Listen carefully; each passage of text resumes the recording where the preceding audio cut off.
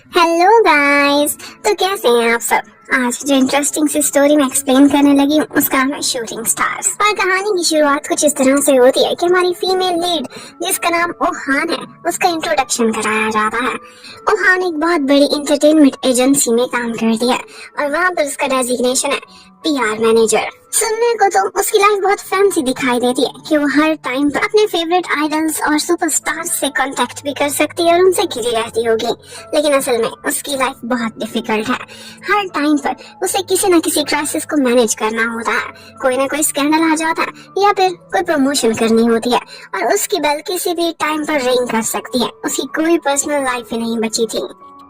इन idols की life में जितने भी प्रॉब्लम्स आते थे या फिर कोई भी स्कैंडल निकलता था वो सब मैनेज करना ओहान की जिम्मेदारी होती थी। अब इसके साथ साथ हमें दिखाती है कि उसकी एजेंसी का सबसे बड़ा हीरो, सबसे बड़ा आइडल टॉप पिट स्टार तैसंग है और तैसंग ही उसे सबसे ज्यादा प्रॉब्लम्स भी क्रिएट करके देता है।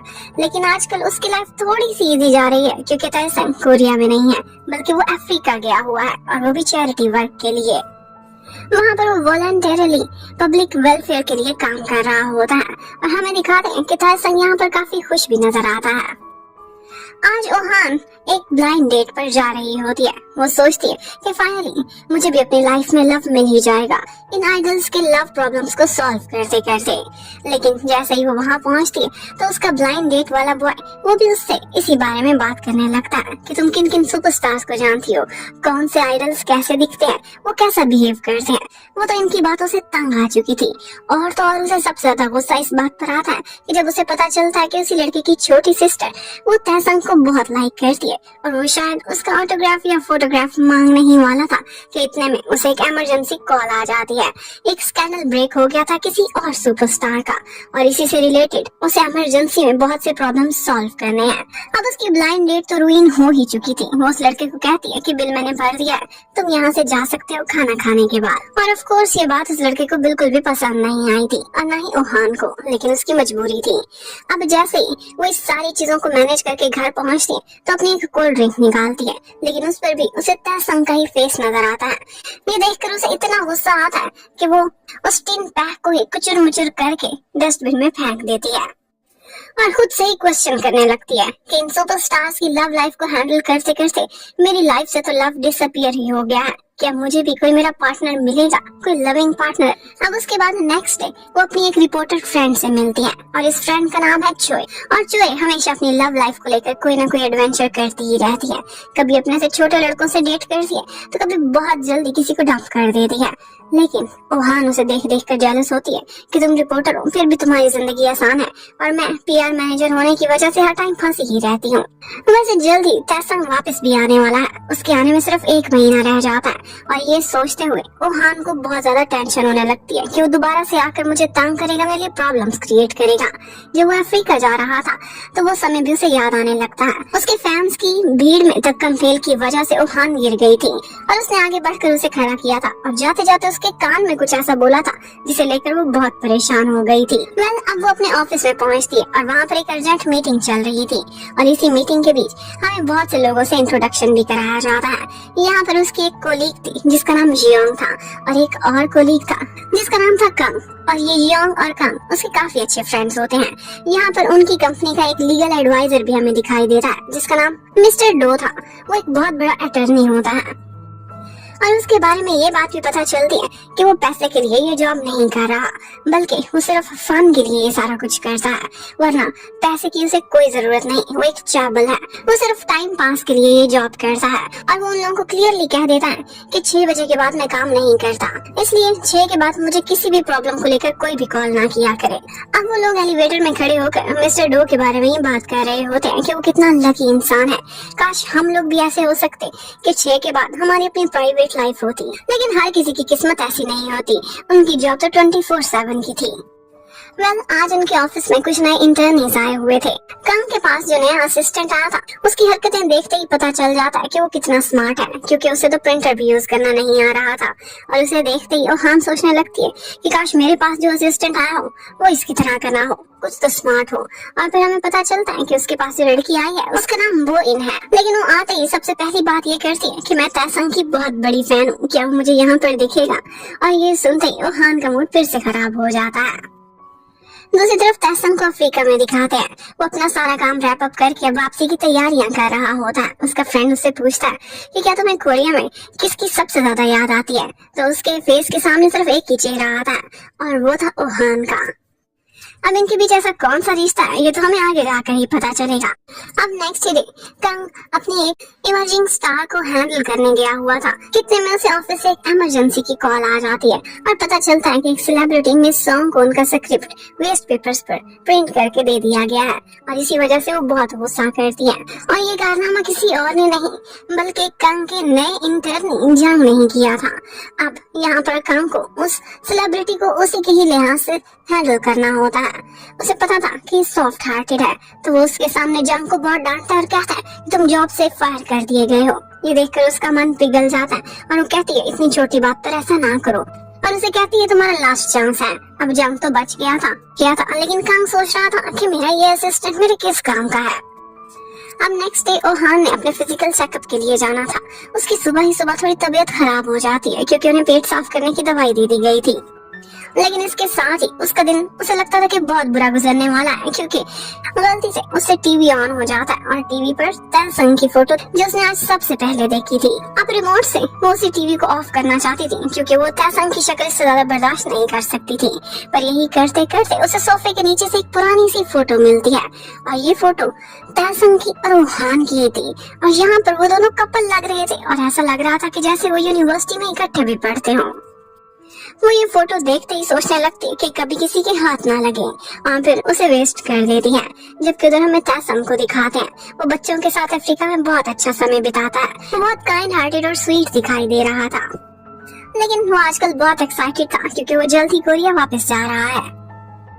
अब जब ये तीनों फ्रेंड्स फिजिकल चेकअप के लिए गए हुए थे तो वहीं पर ही उनका एक पुराना सीनियर भी पहुंचा हुआ होता है जिसका नाम मिस्टर हान है। आजकल उसने उनकी एजेंसी छोड़ एक और एजेंसी ज्वाइन की हुई थी, लेकिन वहाँ पर भी उसका वही हाल था जैसे इन तीनों का इस एजेंसी में था। उसे भी इमरजेंसी की कॉल आ जाती है और लगता है कि फिजिकल एग्जाम ही छोड़कर जाना पड़ता है। अब वो हान और यंग तो अपना फिजिकल एग्जाम आज क्लियर कर ही लेते हैं, लेकिन बेचारा कंग उसे इमरजेंसी कॉल आ गई थी और वहाँ से भागता हुआ निकल जाता है। एक्चुअली उनकी जॉब भी कुछ ऐसी ही थी। उन्हें जब भी कोई इमरजेंसी पड़ती थी, कोई स्कैंडल ब्रेकआउट होता था तो उन्हें तुरंत ही हैंडल करना होता था, इससे पहले कि वो सोशल मीडिया पर आग की तरह फैले। वो मिनटों में उसे क्लियर कर दिया करते थे। और बस ओहान बेचारी के साथ भी कुछ ऐसा ही होता है। वो हॉस्पिटल गाउन में ही लेटी हुई थी कि उसे भी एक कॉल आ जाती है और पता चलता है कि सोशल मीडिया पर तैसंग के बारे में एक न्यूज चल रही है और वो ये है कि उसने अफ्रीका में किसी की ठुकाई लगा दी है वॉलीबॉल खेलते खेलते। अब वो उन्हीं कपड़ों में भागती अपने ऑफिस पहुंच जाती है और उसी न्यूज को हैंडल करने लगती है। इन दी एंड सारा कुछ उसने बिल्कुल क्लियर कर दिया था। अब उसकी गाड़ी भी खराब हो गई थी। वो बस से जा रही होती है तो रास्ते में लोग तैसंग की तारीफें कर रहे होते हैं। वो कहते हैं कि वो इतना स्वीट है, अफ्रीका में इतने सारे काम कर रहा है। उसकी पब्लिसिटी तो आजकल आसमानों को छू रही थी और कोई मानने को भी तैयार नहीं था कि वो किसी पर हाथ उठा सकता है या फिर कभी गुस्सा भी कर सकता है। उसके स्माइलिंग फेस को देखकर लगता है कि वो एक इनोसेंट एंजल है, लेकिन उसकी रियलिटी क्या है ये तो ओहान बहुत अच्छे से जानती थी। उसका ट्रू फेस वो जान जाती है कि उसकी वॉलीबॉल में लड़ाई हुई क्यों थी। उसे इतने अच्छे से जानती थी। वो समझ जाती है कि एक्चुअली वो ऊपर फेस पे तो स्माइल रखे हुए था, लेकिन उस दूसरे प्लेयर ने या तो उसे इतनी इम्पोर्टेंस नहीं दी होगी या फिर वो उससे बेटर खेल रहा होगा। तभी बदला लेने के लिए तैसंग ने उसे टक्कर मार दी थी। और एक्चुअली हुआ भी कुछ ऐसे ही था। तैसंग अपने से आगे किसी को बर्दाश्त कर ही नहीं सकता था और उस लड़के ने तो इतनी बड़ी गलती की थी उसे इग्नोर करने की। अब नेक्स्ट डे कंग ऑफिस में आता है तो वो कहने लगता है कि आज मुझे अपने असिस्टेंट जंग की एक बहुत बड़ी क्वालिटी पता चली है और वो ये है कि वो एक परफेक्ट ड्राइवर है। एक्चुअली इससे पहले वो एम्बुलेंस की गाड़ियां ड्राइव किया करता था और वो इतना स्मूथ ड्राइवर है कि उसे किंग ऑफ ड्राइवर्स बोला जाए तो गलत नहीं होगा। अब ओहान अपनी कॉफी लेने के लिए जा रही होती है कि इतने में पीछे से कोई उसे आवाज देता है। वो मुड़कर देखती है तो सरप्राइज रह जाती है कि तैसंग वापस आ गया है। उसे तो 3 दिन बाद आना था।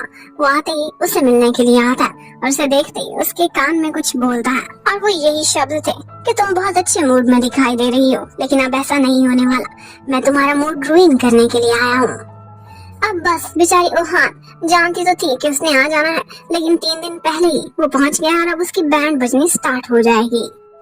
अब नेक्स्ट डे तासंग मीडिया के सामने एक अपीयरेंस देता है, एक प्रेस कॉन्फ्रेंस की शक्ल में। अपने अफ्रीका के विजिट के बारे में उन सारों को ब्रीफ करता और बताता है कि उसने वहाँ क्या क्या एक्सपीरियंस किया है। और फिर इसी बीच वो ओहान की तरफ देखते हुए मीनिंगफुल वर्ड्स बोलता है और वो ये थे कि मैं कोशिश करूंगा कि मैं अच्छे मूड में रहूं। अब बस उसके आने के बाद बेचारी ओहान की तो रात की नींदें भी उड़ जाती हैं। एक दिन वो एक सपना देखती है जिसमें उसे नजर आता है कि तासंग उसके सामने खड़ा हुआ है और अपने पैंट की जिप खोलने की कोशिश कर रहा है। वो डर जाती है और उसकी आंखें खुल जाती हैं।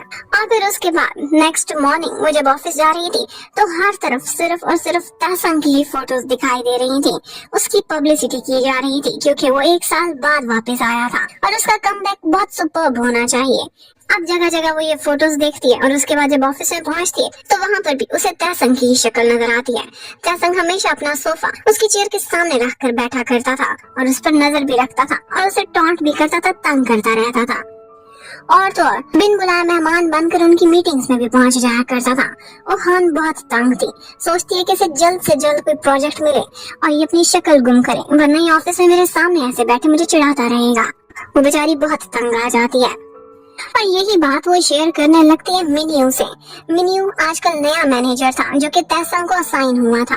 वो हर वक्त स्माइल करता रहता था। ओहान उससे पूछती है कि तुम तासंग के साथ रहते हुए भी इतने अच्छे मूड में कैसे रह सकते हो, ये इम्पॉसिबल है, तुम फेक कर रहे हो ना। लेकिन मिनियू इतना शांत रहता है और अभी भी फेस पर स्माइल रखता है कि ओहान को बिलीव ही नहीं होता। इतने में ओहान देखती है तो उसकी नई आई हुई इंटर्नी वो इन ने एक आर्टिकल में स्पेलिंग की मिस्टेक कर दी थी, जिसकी वजह से एक बहुत बड़ा बवाल खड़ा हो जाता है। वो आर्टिकल एक सुपरस्टार के बारे में था। इससे पहले कि क्रिटिक्स और सोशल मीडिया के दूसरे लोग इस पर मीम्स बनाना स्टार्ट करते, वो तुरंत ही उस आर्टिकल में एडिटिंग करा के उसे बिल्कुल ठीक करा देती है। लेकिन इसी बीच वो बहुत फ्रस्ट्रेट हो गई थी और उसे 2-4 चीखें भी मार दी थी। उसका हमेशा से रिएक्शन ऐसा ही होता था और तासंग उसे इस तरह से फ्रस्ट्रेट होता देख बहुत इंजॉय करता है। लेकिन साथ ही साथ उसे कहता है कि तुम वो इनको क्यों डांट रही हो, क्या तुम भूल गई हो 6 साल पहले तुमसे भी ऐसी ही मिस्टेक हुई थी। ये सुनते ही ओहान उसके मुंह पर हाथ रखती है और उसे अपने साथ रूफटॉप पर ले जाती है और कहती है कि वो इंसिडेंट प्लीज मत दोहराना, मैं तुमसे बहुत दफा माफी मांग चुकी हूँ। लेकिन तासंग कहने लगता है कि तुम्हें क्या लगता है 6 साल क्या 600 साल हो जाए मैं फिर भी ये नहीं भूलूंगा तुमने मेरे बारे में क्या लिखा था। मुझे आज भी रात को ढंग से नींद नहीं आती। मुझे तुम्हारे उसी आर्टिकल की वजह से साइकोलॉजिकल इश्यूज भी होने लगे हैं। एक नहीं तुम्हारी 100 माफियां भी कम है। अब ये इश्यू क्या था, इसी को लेकर सारे लोग आपस में डिस्कशन करने लगते हैं जो कि ऑफिस में नए थे। वो सोचने लगते हैं कि ऐसा कौन सा इंसिडेंट हुआ था 6 साल पहले जिसे लेकर ओहान और तासंग की आज लड़ाई हुई है। उन्हें लगता है कि ओहान और तासंग एक दूसरे से काफी क्लोज भी दिखाई देते हैं और तासंग बहुत तंग करता है, ओहान को बुली करता रहता है। कहीं ये दोनों सीक्रेट लवर तो नहीं जो दुनिया के सामने हेट दिखाते हो लेकिन मन ही मन में प्यार करते हो। लेकिन फिर उन्हें ख्याल आता है कि अगर ऐसा होता तो हान ब्लाइंड डेट्स पर क्यों जाती। इतने में मिस्टर हान भी उनकी बातें सुन लेता है और उनके पास आकर बैठ जाता है। वो उन सबसे वहाँ का सीनियर था तो उनको बताने लगता है कि मैं बताता हूँ 6 साल पहले क्या हुआ था। तब ओहान ने नई जॉब स्टार्ट की थी और यहाँ पर उससे एक टाइपिंग एरर हो जाता है और ये आर्टिकल था तासंग के बारे में जहाँ पर उसने लिखना था कि तासंग इज इम्पोर्टेंट, लेकिन वो तासंग इज इम्पोर्टेंट लिख देती है और इम्पोर्टेंट का मतलब होता है नामर्द। और बस जैसे ही ये आर्टिकल पब्लिश होता है उसके बाद मिनटों में ही ये वायरल भी हो गया था और इसके साथ साथ तासंग के बारे में उल्टी सीधी मीम्स हर जगह वायरल हो जाती हैं। इतनी बड़ी गलती, ये गलती नहीं बल्कि एक डिजास्टर था जो कि उस टाइम पर ओहान कर चुकी थी। और उसके बाद वो क्लैरिटी देते हुए एक रिपोर्टर को कह देती है कि नहीं तासंग ऐसा नहीं है बल्कि वो वेरी हेल्दी है। और फिर वेरी हेल्दी को लेकर भी उस पर और मीम्स बनने लगती हैं। बेचारे की रेपुटेशन का बैंड बज जाता है। और फिर उसके बाद ये आर्टिकल तो रिमूव हो ही चुका था, लेकिन तैसंग रैश ड्राइविंग करता हुआ ऑफिस पहुंचता है और फिर उसके बाद वहां पर आकर किसी शेर की तरह धाड़ने लगता है कि ये किसने आर्टिकल लिखा था, किससे ये गलती हुई थी टाइपिंग में, मैं उसे बर्बाद करके रख दूंगा। उस टाइम पर ओहान अपने डेस्क से भागकर कहीं छुप चुकी थी, लेकिन एक खाली डेस्क देखकर उसे समझ आ जाती है कि कोई और नहीं बल्कि यही लड़की थी। वो भी उसके पीछे भागने लगता है। वो जाकर लेडीज वॉशरूम में छुप जाती है, पर तैसंग दीवाना था, वो वहाँ पर भी घुस जाता है। इवन के वो जिस टॉयलेट में छुपी थी वो उसके दरवाजे के ऊपर चढ़कर बैठ जाता है, उसे धमकियां देता है कि तुम अभी के अभी बाहर निकलो। वो तो गुस्से से पागल हो रहा था। वो जैसे ही बाहर निकलती है उसका मन तो करता है कि इसे पंचिंग बैग बना के रख दे, लेकिन फिर हवा में ही अपना गुस्सा निकालता है और उससे कहने लगता है कि क्या तुम्हें मुझ पर विश्वास नहीं, तुम मेरे बारे में ऐसी बात कैसे लिख सकती हो, क्या मैं तुम्हें प्रूफ दूं? और फिर इसके साथ ही वो अपनी पैंट खोलने लगता है। वो उसे अपना सबूत देता कि मैं इम्पोर्टेंट नहीं हूँ। इससे पहले ही बाकी कोलीग्स पहुंच जाते और तैसंग को वहाँ से उठाकर ले जाते, इससे पहले कि वो अपनी जिप खोलता। और बस यही सपना था जो ओहान को आजकल भी अक्सर रातों में आया करता था, लेकिन हमेशा उसके सपने में जिप खोलने से पहले पॉज लग जाता था। उसके सपने भी सेंसर हुआ करते थे। लेकिन वो दिन था और आज का दिन है कि उसके बाद तैसंग ने ओहान को बुली करना स्टार्ट कर दिया था। वो इस इंसिडेंट की वजह से उसे कभी भी माफ नहीं कर सका था और वो आज तक उसे तंग करता आया था। ओहान उसके लिए एक नया प्रोजेक्ट लेकर आती है। एक ड्रामे में उसे कास्ट किया जा रहा था जो कि बहुत टॉप का था, लेकिन वो इनकार कर देता है। वो कहती है बहुत से लोग इस रोल के लिए मरे जा रहे हैं, तो वो आगे से कहता है उन्हीं मरने वालों में से किसी एक को ये करने दो ना, मैं तो ये नहीं करने वाला। अब नेक्स्ट डे तैसंग का एक फोटो शूट होता है और उस शूट में वो एक्सट्रीमली हॉट दिखाई दे रहा था। उसका कमबैक बहुत सुपर्ब होता है और इस फोटो शूट के साथ उसकी पब्लिसिटी दोबारा क्लाइमैक्स पे पहुंच जाएगी। लेकिन आज के दिन ओहान बहुत खुश थी क्योंकि उसने बोला था कि वो इस शूट पर साथ जाएगी, लेकिन वो जानबूझ के डॉज कर देती और ऑफिस में रह जाती है। एक दिन वो तैसंग के बगैर यहाँ सुकून से गुजारेगी।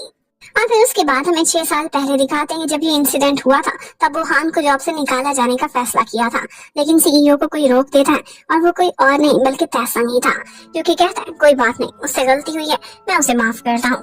लेकिन बाद में उसने फैसला किया था कि इतनी जल्दी उसे यहाँ जॉब से निकलवा के उसका टॉर्चर क्यों एंड करूँ, वो कहीं और जॉब कर लेगी, मैं यहीं पर उसे रखूंगा और उसे हर रोज तंग करूंगा, सताऊंगा।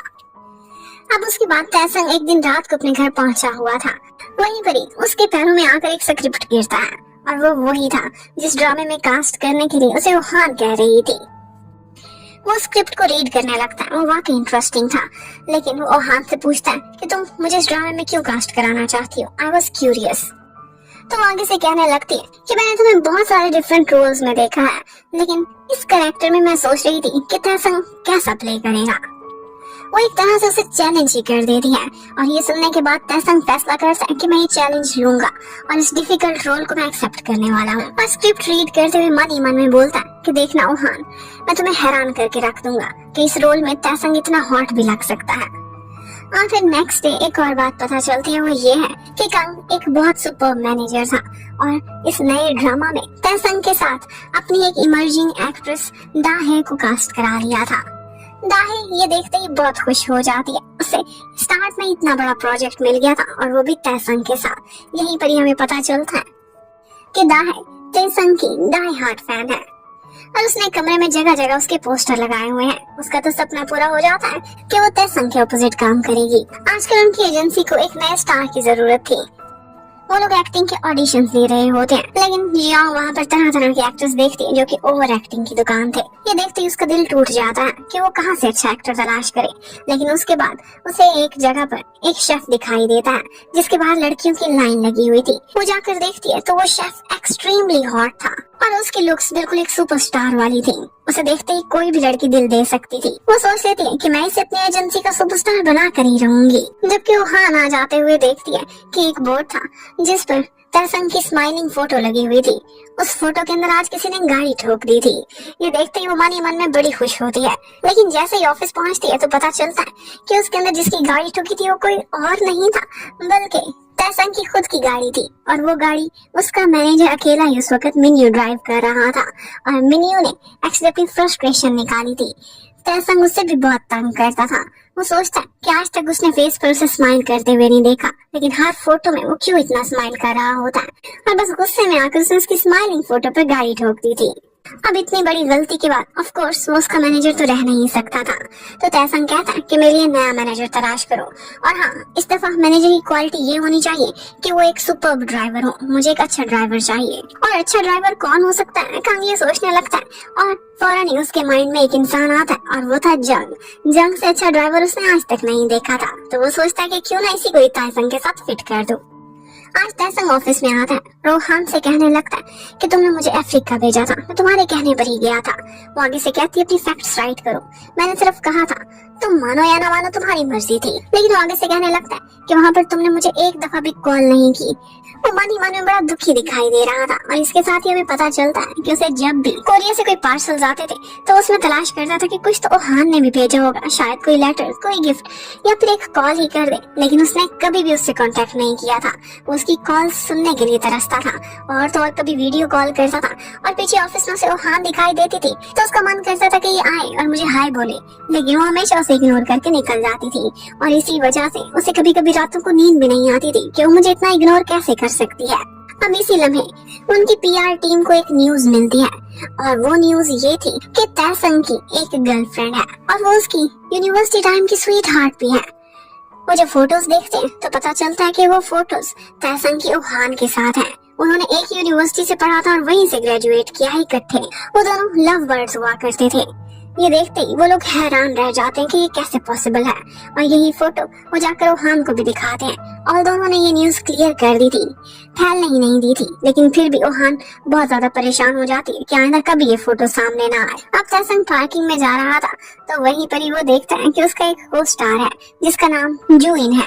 वो इतने अरसे बाद उसे देख रहा था, उसे देखते ही बड़ी खुशी से मिलता है, लेकिन जुइन उससे कहने लगता है कि मेरे पास बहुत कम समय बचा है, प्लीज मुझे माफ कर देना अगर मुझसे कोई भी गलती हुई हो। और यहीं पर हमें पता चलता है कि जुइन आजकल एक ऐसा कैरेक्टर कर रहा है जिसमें वो जल्दी मरने वाला है, और इस कैरेक्टर में वो इतना घुस गया है कि वो रियल लाइफ में भी ऐसी ही एक्टिंग करने लगता है। और तो उसने खुद को तो पागल बनाया हुआ था, और अपने साथ साथ वो अपने मैनेजर को भी साइको बना देता है। और जब उसका लास्ट सीन शूट होता है जिसमें उसकी जान जा रही थी, तो उसके बाद वो तो होश में ही नहीं आता, वो भी बेहोश हो गया था, और वो उसे उठाकर किसी तरह से हॉस्पिटल लेकर जाते हैं। और हॉस्पिटल पहुंचते ही उसका मैनेजर भी बेहोश हो जाता है, क्योंकि उसकी भी साइकी पर बहुत असर हुआ था सिर्फ इसी कैरेक्टर की वजह से, जो इनके इतने इस कैरेक्टर में घुस जाने और ओवर एक्टिंग की वजह से। जबकि उधर यंग उसी शेफ के पास पहुंच जाती है।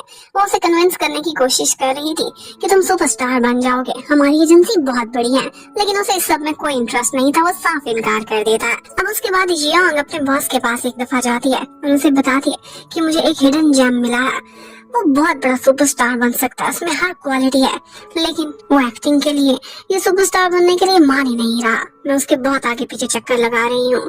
तो आगे से मैनेजर उसे कहने लगता है कि पता है, लोगों को साइन करने के लिए बहुत ज्यादा इंड्योरेंस चाहिए। और इसके साथ ही वो अपनी स्टोरी सुनाने लगता है जब उसने तैसंग को तैयार किया था अपनी एजेंसी में सुपरस्टार बनाने के लिए। वो बोलता है एक ब्रिलियंट सा ब्राइट सा सनी डे था जब मुझे तैसंग नजर आया था। वो तब स्कूल स्टूडेंट हुआ करता था। मैंने उसे देखा था और पहली नजर में पहचान गया था कि वो एक आइडल का फेस है, लेकिन बताता है कि उसकी एक्टिंग और उसकी सिंगिंग जितनी जबरदस्त है उतनी ही ऑफुल उसकी आर्टिस्ट वाली स्किल्स थी। जो कला वो अपने पेपर पर उतार रहा था वो किसी बच्चे के जैसी थी। वो बताता है कि तैसंग ने आगे पीछे मेरे से बहुत चक्कर लगवाए, वो कभी भी नहीं मानता था। इन दी एंड उसने मुझे धमकी भी दे दी थी कि अगर अंकल आप मेरे पीछे आए तो मैं पुलिस को इन्फॉर्म कर दूंगा। अब यंग एक्साइटेड हो जाती है और पूछने लगती है कि फिर आपने उसे कैसे मनाया। मैनेजर उसे अपने करीब बुलाता है और कहता है कि ये तो एक सीक्रेट है जो मैं तुम्हें कभी भी नहीं बताऊंगा। उधर हमें तैसंग को दिखाते हैं जो कि सोफे पर लेट अपना स्क्रिप्ट पढ़ रहा था, लेकिन साथ ही साथ उसे ओहान की याद भी आ रही थी। और उसे ऐसा लग रहा था कि ओहान ने अफ्रीका में रहते हुए मुझे इसलिए कॉल नहीं की थी क्योंकि वो दोनों इतने क्लोज इनफ ही नहीं, क्या मैं उसकी लाइफ में इतना सा भी इम्पोर्टेंट नहीं हूँ। ये सोच सोच कर उसे बहुत गुस्सा आता है। जबकि उधर हमें मिस्टर डो को दिखाते हैं, उसके पास ओहान आती है और कहती है कि स्ट्रेस इंडेक्स फॉर्म हमारे सारे एम्प्लॉयज को भरना होता है। ये उनकी साइकोलॉजिकल हेल्थ को लेकर उनके सारे एम्प्लॉयज ने फिल करना था। वो ये फॉर्म देकर चली जाती और मिस्टर डो सोच रहा होता है कि स्ट्रेस इंडेक्स इनकी पूरी एजेंसी में सबसे ज्यादा हाई तो ओहान का ही होगा। जबकि ओहान जब वापस ऑफिस में पहुंचती है तो पता चलता है कि जंग यही फॉर्म देने के लिए जाता है तहसंग के पास, लेकिन उसे जैसे ही पता चलता है कि ओहान ने भेजा है तो वो गुस्से में उसे भगा देता है और कहता है कि मैं कभी फिल नहीं करूंगा। और फिर उसके बाद ओहान उसे बार बार कॉल्स करती रहती है, लेकिन तहसंग उसका फोन ही नहीं उठाता। ऐसा लग रहा था कि जैसे वो बदला ले रहा है। पूरा 1 साल अफ्रीका में उसने उसे कॉल भी नहीं की थी और वो उसे कॉल्स करवा करवा के सता रहा था और खुद फोन नहीं उठाता था। जबकि दूसरी तरफ हमें एक बात पता चलती है और वो ये थी कि तहसंग का पुराना मैनेजर जिसका नाम मिनियू था वो अपनी एजेंसी से निकाला जा चुका था, लेकिन अब वो मिस्टर हान के साथ काम करता था। उसने उसे अपने साथ हायर कर लिया था और वो कहने लगता है कि यहाँ पर स्ट्रेस दूसरी कंपनी की निस्बत काफी कम है। उधर तहसंग उसने तो जैसे ठान लिया था स्ट्रेस इंडेक्स फॉर्म मैंने भरना ही नहीं है और जितना हो सके मैक्सिमम स्ट्रेस दिलाना है ओहान को। वो बार बार उसे कॉल्स करके कन्विंस करने की कोशिश करती है पर वो मानता ही नहीं है। अब ओहान को इतना ज्यादा टेंशन होने लगती है कि वो अपने आप को रिलीफ फील कराने के लिए आज सिनेमा जाती है। थिएटर में बैठती है तो पता चलता है कि इकलौती वहाँ की कस्टमर वही है। वो बड़े मजे से मूवी देखने लगती है। उसे वैसे ही बहुत ज्यादा वीआईपी फील हो रहा था, लेकिन इतने में एक और कस्टमर भी उसके साथ आकर बैठ जाता है, लेकिन पता चलता है कि वो कोई और नहीं बल्कि तहसंग है। ओहान कुछ भी बोलती उससे पहले ही तहसंग उसे खामोश करा देता है और उसका स्टाइल कुछ इस तरह का था कि ओहान को पुरानी यादें आने लगती है। ऐसा लगता है कि जैसे उन्होंने पहले भी एक दफा इकट्ठे मूवी देखी थी और शायद वो यही मूवी थी। अब वो मूवी खत्म होने के बाद तहसंग उसे बताता है कि मेरा पर्सनल सिनेमा है। अपनी प्राइवेसी के लिए मैंने पूरा का पूरा थिएटर ही बुक करा लिया होता है। ये सुनकर वो कहने लगती है कि कभी कोई अच्छे काम भी कर लिया करो, कोई पुअर की हेल्प भी कर दिया करो। वो आगे से कहने लगता है कि इतने सारे कुएं खुदवाए हैं, पूरा 1 साल अफ्रीका में जाकर रहा हूँ, अब इसके बाद तुम मुझसे और क्या चाहती हो। वो फिर से उसे ब्लेम करने लगता है कि तुम्हारी वजह से मुझे अफ्रीका जाना पड़ा, लेकिन ओहान कहने लगती है कि ऐसा कुछ नहीं है, चाहो तो हम किसी और से डिस्कस कर लेते हैं, तुम्हें पता चल जाएगा कि तुम्हारी गलती है या मेरी। अब वो एक कॉमन फ्रेंड के पास जाते हैं और उसी से ये बात डिस्कस करने लगते हैं। अब 1 साल पहले का सीन दिखाते हैं। मिस्टर कंग के साथ तहसंग आ रहा था, लेकिन कंग को पेट में दर्द होता है तो वो तहसंग को आगे अकेला ही भेज देता है और यहाँ पर तहसंग को हान नजर आती है। वो उससे मशवरा लेने लगता है, कहता है कि मुझे ऑफर आ रही है कि अफ्रीका में जाकर कुछ वॉलंटियर वर्क करूँ। वो आगे से कहने लगती है कि तुम्हारा फेस ही नहीं है वॉलंटियर वर्क करने वाला, कहीं से भी नहीं लगता कि तुम लोगों की हेल्प कर सकते हो या फिर इतने दिन अफ्रीका में रह सकते हो। अब ये सुनते ही उसे ऐसा लगता है कि जैसे मुझे ये चैलेंज कर रही है। उसका चैलेंज एक्सेप्ट कर लेता है और बहुत गुस्से में ऊंची आवाज में बोल देता है कि देख लेना, फिर मैं तुम्हें करके दिखाऊंगा, मैं पूरे 1 साल के लिए अफ्रीका जा रहा हूँ। और उसी टाइम पर जब वो साथ वाला दरवाजा खोलता है तो पीछे पूरा पूरा मीडिया खड़ा हुआ था और उन्होंने ना सिर्फ उसकी फोटोग्राफ ले ली थी बल्कि ये बात भी सुन ली थी। और उसका इस तरह से गुस्से में बोलना एक अनाउंसमेंट की तरह पूरे मीडिया पर वायरल हो जाता है कि तहसंग 1 साल के लिए अफ्रीका जा रहा है वॉलंटियर वर्क करने के लिए। अब इसमें गलती किसकी थी, तहसंग की या ओहान की, ये तो कोई भी नहीं सुलझा पा रहा था। लेकिन इन दी एंड कंग वहाँ पर कह देता है कि गलती तो सारी मेरी है, जिसका उस दिन पेट खराब हो गया और तुम दोनों का आमना सामना हो गया। या फिर गलती उस दरवाजे की थी कि वो वहाँ पर क्यों लगा हुआ था और उसके पीछे मीडिया वाले खड़े थे। अब नेक्स्ट सीन में हम देखते हैं कि तहसंग अपने घर पर बैठा हुआ था। वो एक न्यूज देखता है और वो ये थी कि एक लेजेंडरी एक्ट्रेस यून सीवू उसकी अपने हस्बैंड से डिवोर्स हो गई है। ये देखते ही एकदम तहसंग अपसेट हो जाता है और उसे कुछ पुरानी यादें आने लगती हैं। ऐसा लगता था कि जैसे सीवू से उस तहसंग का बहुत पुराना रिश्ता है, तब का कि जब वो बच्चा हुआ करता था। लेकिन इतने में उसे ओहान की कॉल आ जाती है और ओहान बार बार उससे कह रही थी कि प्लीज वो फॉर्म फिल कर दो, लेकिन वो मानता ही नहीं है।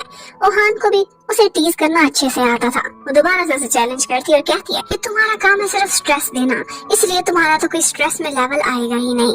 वो आगे से कहता है कि तुम्हें क्या पता, हम सुपरस्टार्स की अलग टेंशंस होती हैं। वो दोनों चैलेंज कर लेते हैं। अगर तो स्ट्रेस लेवल ओहान का ज्यादा आएगा तो वो जीत जाएगी और जो भी वो कहेगी बिना कंप्लेंट्स के तहसंग को करना पड़ेगा। लेकिन अगर तहसंग का स्ट्रेस लेवल ज्यादा हाई आया तो बदले में वो कहता है कि ओहान तुम्हारे 3 महीने की सैलरी कटवा दूंगा। अब उसके बाद हमें हॉस्पिटल का सीन दिखाया जाता है जहाँ पर योंग आज जून हो से मिलने के लिए आई हुई थी। वो और उसका मैनेजर दोनों हॉस्पिटल में एडमिट थे और यहाँ पर वो सारे इकट्ठे बैठकर उसके ड्रामे की वही लास्ट एपिसोड देखते हैं जो शूट कराते कराते ही वो बेहोश हो गया था। और वो देख कर वो तीनों बहुत रोते हैं। एक्चुअली जून का दिल बहुत छोटा था और साथ ही साथ उसके मैनेजर और असिस्टेंट का भी। वहाँ पे यहीं पर हमें फ्लैशबैक भी दिखाते हैं। एक्चुअली जियोंग ने जब जूनहो को हायर किया था तो पता चलता है कि वो एक बैंक में काम किया करता था। उसके आगे पीछे चल के उसकी मिन्नत करके उसने उसे स्टार बनवाया था। वो कहता है कि मैं कभी भी एक्टर नहीं बनना चाहता था, लेकिन आज मैं रिग्रेट नहीं कर रहा।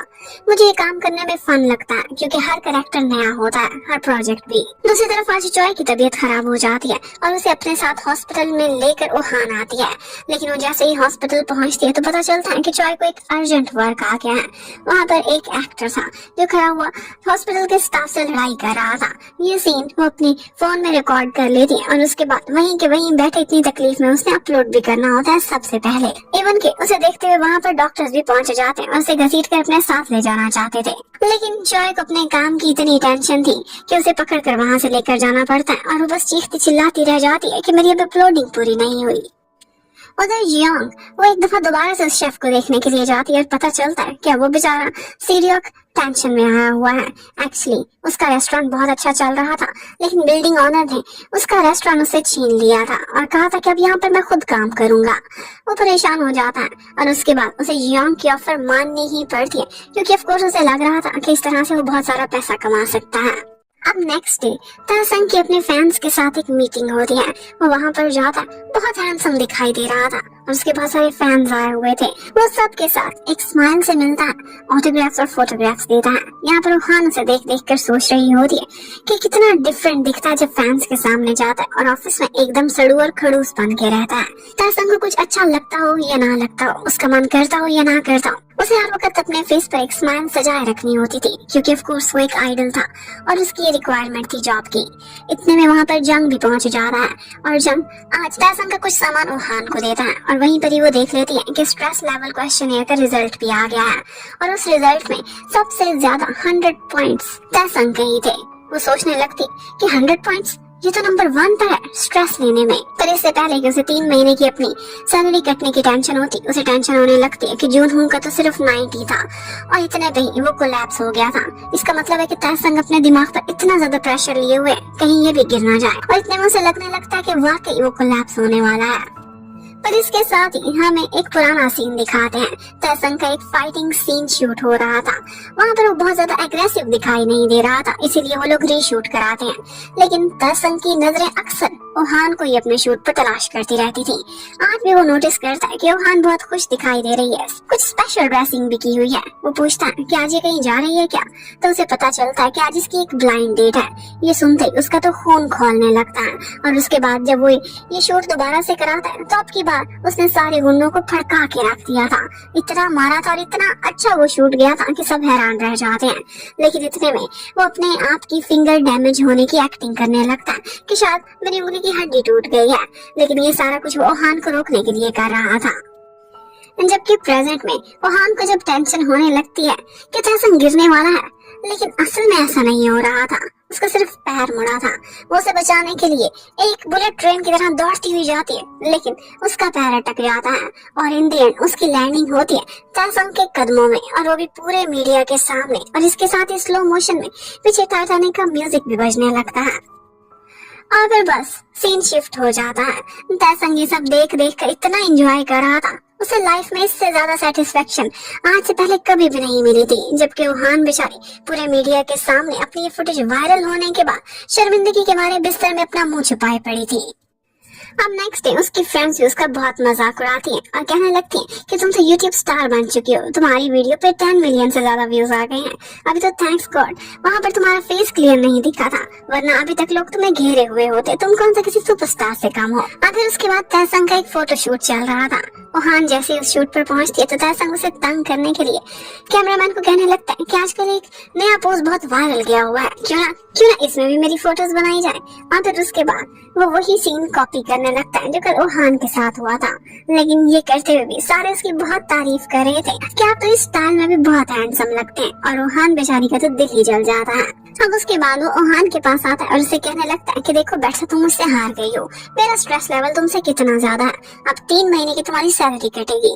लेकिन वो बेचारी बेचारा सा मुंह बनाकर कहने लगती है कि मैं जितना 1 साल में कमाती हूँ उतना तो तुम 1 घंटे में कमा लेते हो, क्यों मुझ बेचारी की सैलरी के पीछे पड़े हो। ये कहते हुए वो उसे बददुआ देती हुई वहाँ से निकल निकल जाती है कि काश तुम पर भी वो समय आए जैसा मेरे पर गुजर रहा है। अब नेक्स्ट डे ऑफिस में उन लोगों की एक मीटिंग चल रही होती है और वहाँ पर भी सीईओ बहुत खुश था, बहुत एंजॉय कर रहा था उसी वीडियो को लेकर। कहता है कि मैंने पोस्ट किया है और हमारे ऑफिशियल पेज पर बहुत सारे व्यूज आए हैं। ये वाली वीडियो और इनडायरेक्टली ओहान तुम तो हमें बहुत ज्यादा वायरल कर रही हो। ओहान को ये सुनकर शर्मिंदगी होती है और गुस्सा भी आता है। उसका फेस उस वीडियो में क्लियर नहीं आया था, लेकिन फिर भी वो उसकी पब्लिसिटी बढ़ा रहे थे। और तो और मिस्टर डो ने भी वो वीडियो नहीं देखी थी, तो वो उसको भी मेंशन करते हैं और कहते हैं कि वीडियो जरूर देखना, उसमें हमारी ओहान ने बहुत स्ट्रेंथ दिखाए हैं। ये सुनकर वो मुस्कुराने लगता है। अब उसके बाद उस ड्रामे की सारी कास्ट आपस में एक मीटिंग करती है। यहाँ पर दही भी आई हुई थी जो कि कंग के साथ थी। वो वहाँ पर तासंग को देख कर बहुत एक्साइटेड हो रही थी और कंग से बेस्ट ऑफ लक भी बोलता है। उसने पहली दफा कोई ड्रामा शूट करना था जो कि तासंग के साथ था और वो उसकी इतनी बड़ी फैन थी। वहाँ पर सारे लोगों की कास्ट की आपस में मीटिंग होती है और यहीं पर एक नई इमर्जिंग स्टार थी जिसका नाम यूना था और वो बहुत ज्यादा एटीट्यूड में नखरे वाली लगती थी, लेकिन उससे ज्यादा तो उसके मैनेजर को उसकी फिक्र होती थी जो कि मिस्टर हान था, ताकि किसी से बिगाड़े ना और पोलाइटली इसका काम यहाँ पर चलता रहे। अब नेक्स्ट डे एजेंसी में वो हॉट वाला शेफ भी आ जाता है जिसका नाम सी डियोक था और योंग उसका सबसे इंट्रोडक्शन कराती है और बताती है कि हमारे एजेंसी का नया सुपरस्टार बनने वाला है। और बहुत सी गर्ल्स उसे देखकर बहुत खुश भी हो रही थी क्योंकि वो बहुत हैंडसम दिखाई देता था। जबकि उधर तासंग के घर पर आज एक ओल्ड लेडी आती है जिन्हें वो बहुत रिस्पेक्ट से बुला रहा था और उनका नाम मिस वॉन था। ऐसा लग रहा था कि जैसे उसकी पुरानी केयर टेकर है। उधर ओहान भी कहने लगती है कि मैं हैरान हूँ कि तासंग का स्ट्रेस लेवल 100 पे कैसे पहुंच गया। शादी मूड के साथ था, उसका अचानक किसी बात से मूड खराब हुआ होगा और उसी टाइम पर उसने वो टेस्ट लिया है। और यहीं पर ही हमें पता चलता है कि उसी एक्ट्रेस सी वॉन की डिवोर्स की जैसे ही खबर उसने देखी थी तो हान को फिक्र होने लगती है और उसने तुरंत ही तैसंग को कॉल की थी और तैसंग भी वही न्यूज देखकर उस टाइम पर अपसेट बैठा हुआ था। और इसी बात से हमें एक बात कंफर्म हो जाती है और वो ये थी कि हान को भी कहीं ना कहीं हर टाइम तैसंग की फिक्र लगी रहती थी। उधर मिस वॉन आज तैसंग के लिए जो खाना बनाती है वो बिल्कुल भी अच्छा नहीं था। वो बहुत बूढ़ी होती जा रही थी और सीजनिंग में उन्होंने कुछ इस तरह की मिस्टेक की थी कि बेचारा तैसंग चुपचाप वो खाना खा जाता है लेकिन उनको कुछ भी नहीं कहता। अब उसके बाद हान अगले ही दिन ऑफिस में देखती है कि जंग जो कि इस टाइम पर तैसंग का असिस्टेंट था उसकी दौड़ें लगी हुई थी और जल्दी जल्दी एजेंसी में आकर उसके लिए कुछ सामान समेट रहा होता है और उसके बाद कहता है कि उसकी कंट्री साइड में शूटिंग है, उसे जो चीजें चाहिए मैं वो सब पूरी करूंगा। लेकिन वो बेचारा बहुत भोला भाला था और आज तैसंग को उसकी हरकतों को देखकर बहुत गुस्सा आता है क्योंकि वो सेट पर सब में कोल्ड ड्रिंक्स बांट रहा था, लेकिन उसने प्रमोशन से वो कोल्ड ड्रिंक ली थी जो कि बाय 1 गेट 1 फ्री में थी। लेकिन उसके ऊपर तैसंग की नहीं बल्कि उसके एक राइवल हीरो की फोटो लगी हुई थी। अब ये देख कर तैसंग को गुस्सा आ रहा था कि मेरी पब्लिसिटी कर रहा है या फिर इसकी, और इसी बात का गुस्सा वो सारा मिस्टर कंग पर निकालता है। और दूसरी तरफ हमें लॉयर डो को दिखाते हैं। वो आज अपने ऑफिस में बैठा हुआ था और उसकी असिस्टेंट नोटिस करती है कि आज अपने फोन को देख कर बहुत स्माइल कर रहा है। एक्चुअली वो वही वीडियो देख रहा था जो कि ओहान की वायरल हुई थी और वो देखते हुए उसके फेस पर एक सरप्राइजिंगली अजीब सी स्माइल थी। ऐसा लगता है कि जैसे वो ओहान को कहीं न कहीं लाइक करने लगा है। अब एक तरफ तो मिस्टर कंग की इंसल्ट तैसंग के हाथों होती रहती थी, दूसरी तरफ जियांग बेचारी भी अपनी इंसल्ट एक और सुपरस्टार से करा रही थी। वो उसे बुलाते हैं और डांटते हैं कि तुमने गाड़ी का दरवाजा पोलाइटली बंद नहीं किया और उसे मैनर्स सिखाते हैं कि किस तरह से ना तो ज्यादा आहिस्ता और ना ही ज्यादा तेजी से दरवाजा बंद किया जाता है। इन बेचारे मैनेजर्स की हर टाइम पर वाट ही लगी रहती थी, कोई ना कोई सुपरस्टार इनको किसी न किसी बहाने से डांटता ही रहता था। उधर शूटिंग वाले सेट पर एक दिन तैसंग देखता है तो जंग ने एक नया ही कारनामा किया हुआ था और वो कांड ये था कि उसने तैसंग की गाड़ी पर ही उसकी चड्डी धो धो कर लटकाई हुई थी और कह रहा होता है कि हाँ कंट्री साइड है, आज मौसम बहुत अच्छा था, धूप निकली थी, सोचा आपके कपड़े ही धो दूं। और ये देखकर तैसंग गुस्से से बेकाबू हो जाता है, किसी के सामने शो भी नहीं करा सकता था कि वो गुस्से में तो जाता है और जंग को गले लगा लेता है और उसके कान में कहता है कि क्या तुम्हारी कोई लास्ट विश है तो मुझे बता दो। और फिर बस उसके बाद सीधी कॉल जाती है मिस्टर कंग को जो कि उस वक्त आउट ऑफ स्टेशन थे और अपनी एक मीटिंग में बिजी, लेकिन वहाँ पर भी उसे टेंशन मिल ही जाती है। अब कंग क्या करता, उसकी एक ही फ्रेंड थी एजेंसी में सबसे ज्यादा क्लोज और वो थी ओहान। वो उसी को कॉल करता है और कहता है कि प्लीज जाओ इस जंग की अकल ठिकाने लगा और किसी तरह से तैसंग का मूड अच्छा करो। अब ओहान अपने साथ अपनी 2 और कोलीग्स को लेती है और फिर वो लोग सुपरमार्केट चले जाते हैं। वहाँ पर वो तैसंग के फेस वाली हर प्रोडक्ट को उठा लेते हैं और इसके साथ साथ ओहान उसके लिए कुछ और भी शॉपिंग करती है, कुछ चॉकलेट्स और स्नैक्स जो कि तासंग के फेवरेट थे। और उसके बाद हमें दिखाते हैं कि रात के टाइम पर वो लोग उसी जगह पर पहुंच जाते हैं जहां शूट चल रहा था। तासंग देखता है तो कुछ वैन्स भी आई हुई थी और एक गाड़ी से ओहान निकलती है और उसके बाद वो लोग वहाँ पर स्टॉल्स लगा देते हैं। हर तरफ तासंग की ही शक्ल दिखाई दे रही थी और उसकी प्रोडक्ट सब में वो लोग डिस्ट्रीब्यूट करते हैं, उसकी पब्लिसिटी करते हुए। और इसके साथ साथ एक गिफ्ट उसे भी रिसीव होता है और वो था जिसमें उसके सारे फेवरेट स्नैक्स थे। ये देखते हुए तासंग का मूड बहुत अच्छा हो जाता है, उसके फेस पे एक स्माइल आ जाती है। और फिर जब तासंग का शूट चलता है तो आज उसका शूट एक ऐसे लड़के के साथ था जो कि एक न्यू स्टार था।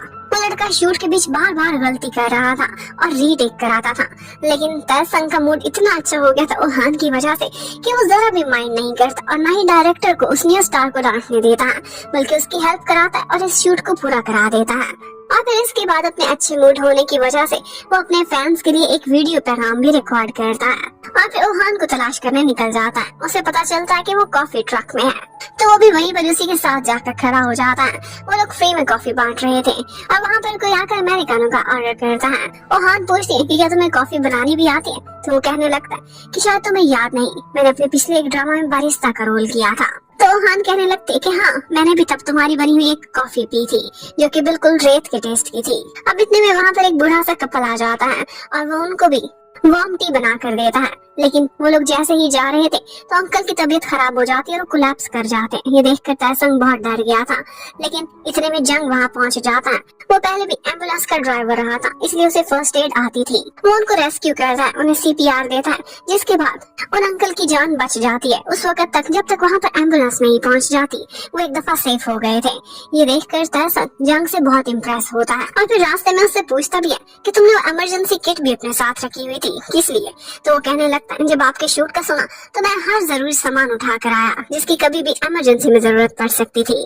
अब उसकी इस हरकत ने कहीं न कहीं तासंग का एक दफा दिल जीत लिया था।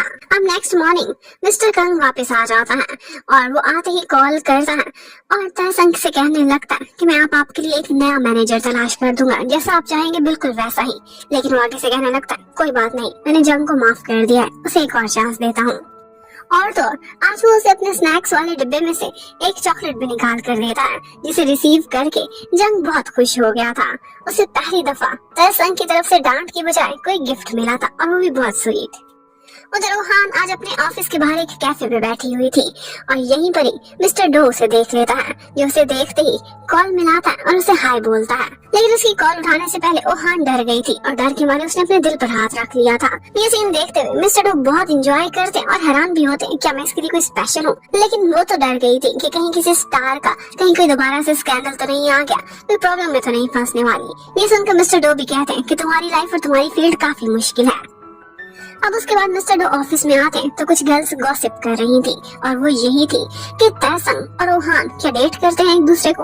ओहान तासंग की पसंद नापसंद, उसका मूड कैसे अच्छा करना है, हर चीज को बहुत डिटेल से जानती है। ये सुनते ही मिस्टर डो का तो दिल ही टूट जाता है। और फिर यहीं पर हमें ये भी पता चलता है कि जब ओहान स्लाइड करती हुई स्टेज पर उनके कदमों में जाकर गिरी थी तो वहीं पर ही तासंग ने ओहान को मौका दिया था कि वो अपना फेस उनको दिखाए बगैर वहाँ से निकल सके, क्योंकि तासंग ने बाकी सबको डिस्ट्रैक्ट कर लिया था। ओहान अच्छे से जानती थी कि तासंग इतना भी बुरा नहीं। इतने में मिस्टर डो उसके पास आता है और डायरेक्टली उससे पूछ लेता है कि क्या तुम तासंग को डेट कर रही हो? तो आगे से कहती कि आपका दिमाग सही काम नहीं कर रहा, ये कैसे हो सकता है? और उसी टाइम पर ये सारा कुछ दूर कर तासंग भी सुन रहा था। मिस्टर डो को तसल्ली हो जाती है। वो कहता है कि मैं तुम्हें किसी अच्छे लॉयर से भी इंट्रोड्यूस करा सकता हूँ और उसका इशारा अपनी तरफ था। ये देखते हुए तासंग बहुत जेलस होता है। ओहान के साथ खड़ा हो जाता है, उसे ऐसे पकड़ता है कि जैसे वो उसका बहुत पुराना फ्रेंड हो और वाकई उसे डेट कर रहा हो। और फिर मिस्टर डो से इंट्रोडक्शन भी अपना कराता है और कहता है कि तुम 46th बैच से हो, मैं 44th बैच से हूँ। लेकिन एक्चुअली वो लॉयर तो नहीं था, उसने थोड़े अरसे पहले एक ड्रामे में अटर्नी का रोल किया था और उसमें वो 44th बैच से था। लेकिन मिस्टर डो की और ओहान की इतनी गुर्बतें तासंग को बहुत डिस्टर्ब कर रही थी और वो सारा गुस्सा अपने ट्रेडमिल पर ही निकालता है। जबकि उधर ओहान बहुत मजे से बैठी हुई थी, लेकिन अचानक से उसे ख्याल आता है और वो ये था कि तैसंग ने उसके कान में आकर एक बात बोली थी। वो गुस्से में आ गया था उसे डू को देखकर। उसने कहा था कि तुम मुझसे बैठा रही थी और अगले महीने से तुम्हारी सैलरी कटिंग स्टार्ट हो जाएगी। अगर फुल पे चेक चाहिए तो फिर मेरे हर शूट पर पहुंचना शूटिंग देखने के लिए। जबकि उसी टाइम पर ऑफिस के बाकी 3 कोलीग्स और उनके साथ साथ जंग भी मिल गया था। उन्हें टीम अप कर लिया था और ये वो लोग थे जिन्हें लगता था कि तैसंग और ओहान सीक्रेटली डेट कर रहे हैं, क्योंकि जंग ने भी फील किया था कि तैसंग अक्सर ओहान का पूछता है और ओहान ने उसे उसके फेवरेट स्नैक्स भी भेजे हैं। और तो और उनको ये भी लग रहा था कि ये लोग शूट पर सीक्रेटली डेट करने के लिए एक दूसरे को बुला रहे हैं। तैसंग आजकल शूटिंग पर बहुत ज्यादा बिजी रहता था। आज उसकी आंख भी लग गई थी, लेकिन उसके पास ही जंग अपनी एक फोन कॉल सुनता है जिस पर उसे पता चल जाता है कि ओहान से बात कर रहा है और ओहान भी आज शूट पर आ रही है। ये सुनते ही उसके फेस पर स्माइल आ जाती है। अब ओहान भी शूट पर आई हुई थी और वहीं पर ही तैसंग भी रेडी होकर अपनी गाड़ी से निकलता है और आज वो एक्सट्रीमली हैंडसम लग रहा था अपनी शूट की लुक के लिए। और जब सारे लोग उसे देखते हैं तो बस देखते ही रह जाते हैं, लेकिन उसकी नजरें सिर्फ और सिर्फ ओहान की तरफ थी और वो ओहान के बिल्कुल सामने खड़ा होकर उसे एक मीन सी स्माइल भी देता है कि मैंने तुम्हें यहाँ पर आने पर मजबूर कर दिया, और उसके बाद अंदर चला जाता है। अब वो तैसंग के हर शूट पर वहाँ मौजूद थी, लेकिन ओहान अपने काम पर ज्यादा तवज्जो देती थी। थोड़ी देर बाद उसे कॉल आ जाती है और तैसंग जो ये एक्सपेक्ट कर रहा था कि ये मेरी एक्टिंग देखकर इम्प्रेस होगी, वो अपने ही कामों में बिजी नजर आती है। ये देख कर तैसंग को काफी गुस्सा आता है। सारी दुनिया जैसे उसकी दीवानी थी, लेकिन उसकी नजरें सिर्फ ओहान को ही तलाश करती थी। और तो और फाइटिंग वाले सीन में भी वो बहुत एक्स्ट्रा ही जोश दिखाता है, लेकिन जब बाद में मुड़कर देखता है तो ओहान फिर से अपने काम में बिजी थी। अब वो गुस्से में आ जाता है और ओहान से आकर कहता है कि अगर तुमने यही सब करना है तो फिर तुम जाओ, यहाँ आने की कोई जरूरत नहीं। और ये सुनते ही ओहान वहाँ से चली जाती है कि इसने खुद ही मुझे भेज दिया है और बोलती है कि अपनी बात से मुकर मत जाना। अब ओहान सीधे जाती है मिस्टर डू के ऑफिस में। उसने उनसे कुछ इंपॉर्टेंट बात डिस्कस करनी थी लीगल इशू को लेकर, लेकिन उनसे साथ में सॉरी भी कर दिया कि आप तो कभी ओवर टाइम नहीं करते थे। लेकिन डू ओवर टाइम ही सही, उसको समय देने के लिए तैयार था। वो उससे अपना मैटर डिस्कस करती है, लेकिन यहाँ पर डू को देखकर साफ पता चलता है कि वो ओहान को कितना लाइक करता है। उधर दाहे के पास कंग आता है और वो उसका बहुत बहुत थैंक्स कर रही थी, क्योंकि उसी की वजह से तो अपने सपनों के हीरो के साथ असल में ही हीरोइन बनी हुई थी। इस मूवी में कास्ट कराने के लिए भी उसने उसके लिए बहुत मेहनत की थी कि वो तैसंग के ऑपोजिट काम करे। तैसंग का मूड फिर से बहुत खराब हो जाता है। ऑल्दो वो शूट पर तो स्माइल कर रहा था, लेकिन मन ही मन गुस्सा हो रहा था कि ओहान ने मेरी बात को सीरियस ले लिया। मैंने तो गुस्से में बोला था कि यहाँ ना आना। जबकि आजकल 2 नए स्कैंडल ब्रेक हुए थे तैसंग के खिलाफ, और वो ये थे, नंबर 1 कि वो नाइट क्लब्स में जाता है, और दूसरा ये कि उसके बालों से स्मेल आती है। अब अपने बारे में ये स्कैंडल सुनकर तैसंग खुद परेशान हो जाता है और पहले तो वो अपने हेयर को स्मेल करने लगता है। उस टाइम पर वो एक्सरसाइज कर रहा था, ऑफ कोर्स पसीना तो आया हुआ था। अब उसे लगता है कि कहीं र्यूमर सच्ची तो नहीं है, और फिर जाता है और बार बार अपने सर पे शैम्पू लगाने लगता है। अब एक दफा वो जंग से भी पूछता है, लेकिन जंग कहता है कि हाँ स्मेल तो आ रही है, लेकिन नए शैम्पू की बहुत अच्छी है। उधर इन्हीं स्कैंडल्स को उसकी पीआर टीम कवर कर रही थी। ओहान ही सबसे ज्यादा इम्पोर्टेंट थी। वो देखती है तो उसे पता चल जाता है कि नाइट क्लब वाली बात तो बिल्कुल ही फजूल है, क्योंकि वो जानती थी कि तैसंग को शोर शराबा पसंद नहीं, वो क्लब्स में कहाँ जाता होगा। अब नेक्स्ट डे उसने अपनी यूनिवर्सिटी में जाना था। वहाँ पर वो देखती है तो जगह जगह पोस्टर्स लगे हुए थे तैसंग के। यहाँ पर उसने एक लेक्चर देना था। वो लेक्चर देने के बाद वो अपनी एक प्रोफेसर से मिलने के लिए जाती है। जबकि उसी टाइम पर जंग से तैसंग ने कहा हुआ था कि डू के बारे में मुझे रिपोर्ट करो, और वो बताता है कि डू कितना फेमस है गर्ल्स में। वो सिर्फ एज अ हॉबी लॉयर बना हुआ है, वरना वो बहुत रिच है। ये सुनकर तैसंग हैरान होता है कि क्या मुझसे भी ज्यादा रिच, लेकिन जंग उसकी बात को टाल देता है। और फिर इतने में हमें एक और बात पता चलती है, और वो ये कि तैसंग जिस अपार्टमेंट में रहता है उसके सामने वाले अपार्टमेंट में कोई नया आदमी शिफ्ट हुआ है, और वो कोई और नहीं बल्कि मिस्टर डू ही है। और वो अपने नेबर को केक देने के लिए आया था, लेकिन उसने एक्सपेक्ट नहीं किया था कि ये नेबर तैसंग निकलेगा। उधर ओहान को दिखाते हैं और हमें पता चलता है कि उसकी और तैसंग की जो इकट्ठी फोटो थी, एक्चुअली उसके पीछे ये राज है कि उनकी यूनिवर्सिटी में एक दफा फोटो शूट किया जा रहा था और तैसंग के साथ इसी कोई मॉडल लिया गया था। वो यूनिवर्सिटी की मैगजीन के कवर पर अपीयर हुए थे, और इसी को देखकर बहुत से लोगों को लगता था कि तैसंग की गर्लफ्रेंड ओहान है, और इसी वजह से यूनिवर्सिटी की गर्ल्स उसके खिलाफ रूमर्स फैलाने लगी थी और उससे नफरत भी करने लगी थी। वो टीचर बताती है कि एक दफा तैसंग मेरे पास आया था और कहता है कि इसी फोटोशूट की वजह से ओहान बहुत परेशान है, इसलिए प्लीज इस फोटोशूट को रिमूव कर दिया जाए, और इसकी अब सिर्फ एक ही कॉपी बची है। और ये करने के बदले उसने कहा था कि मैं सारी जिंदगी आप लोगों के लिए और आपकी मैगजीन्स के लिए फोटोशूट कराया करूंगा। ये सब उसने सिर्फ और सिर्फ ओहान के लिए किया था ताकि वो रिलैक्स रहे। अब ये सुनकर ओहान हैरान रह जाती है और सोचने लगती है, अपने फ्रेंड से भी पूछती है कि अगर कोई आपके लिए कुछ स्पेशल काम करे, आपकी फिक्र करे, तो इसका क्या मतलब है। तो वो कहने लगती है कि अगर वो इंसान बहुत सेल्फिश है और अपने बाद सिर्फ आपकी केयर करता है, तो इसका मतलब है कि वो आपसे प्यार में पड़ चुका है। उधर तैसंग जब आज एजेंसी में आता है तो बहुत सैड दिखाई दे रहा था। उसने इतनी दफा अपने हेयर वॉश किए थे कि उसके हेयर में डैंड्रफ भी आने लगी थी। यहाँ पर ओहान उसके पास आती है, उसके हेयर को स्मेल करती है और कहती है कि बहुत अच्छी फ्रेग्रेंस आ रही है, इसलिए इस टेंशन को सर से निकालो और अपने काम पर फोकस करो। ओहान की बस इतनी सी बात ही तैसंग का मूड ठीक कर देती है।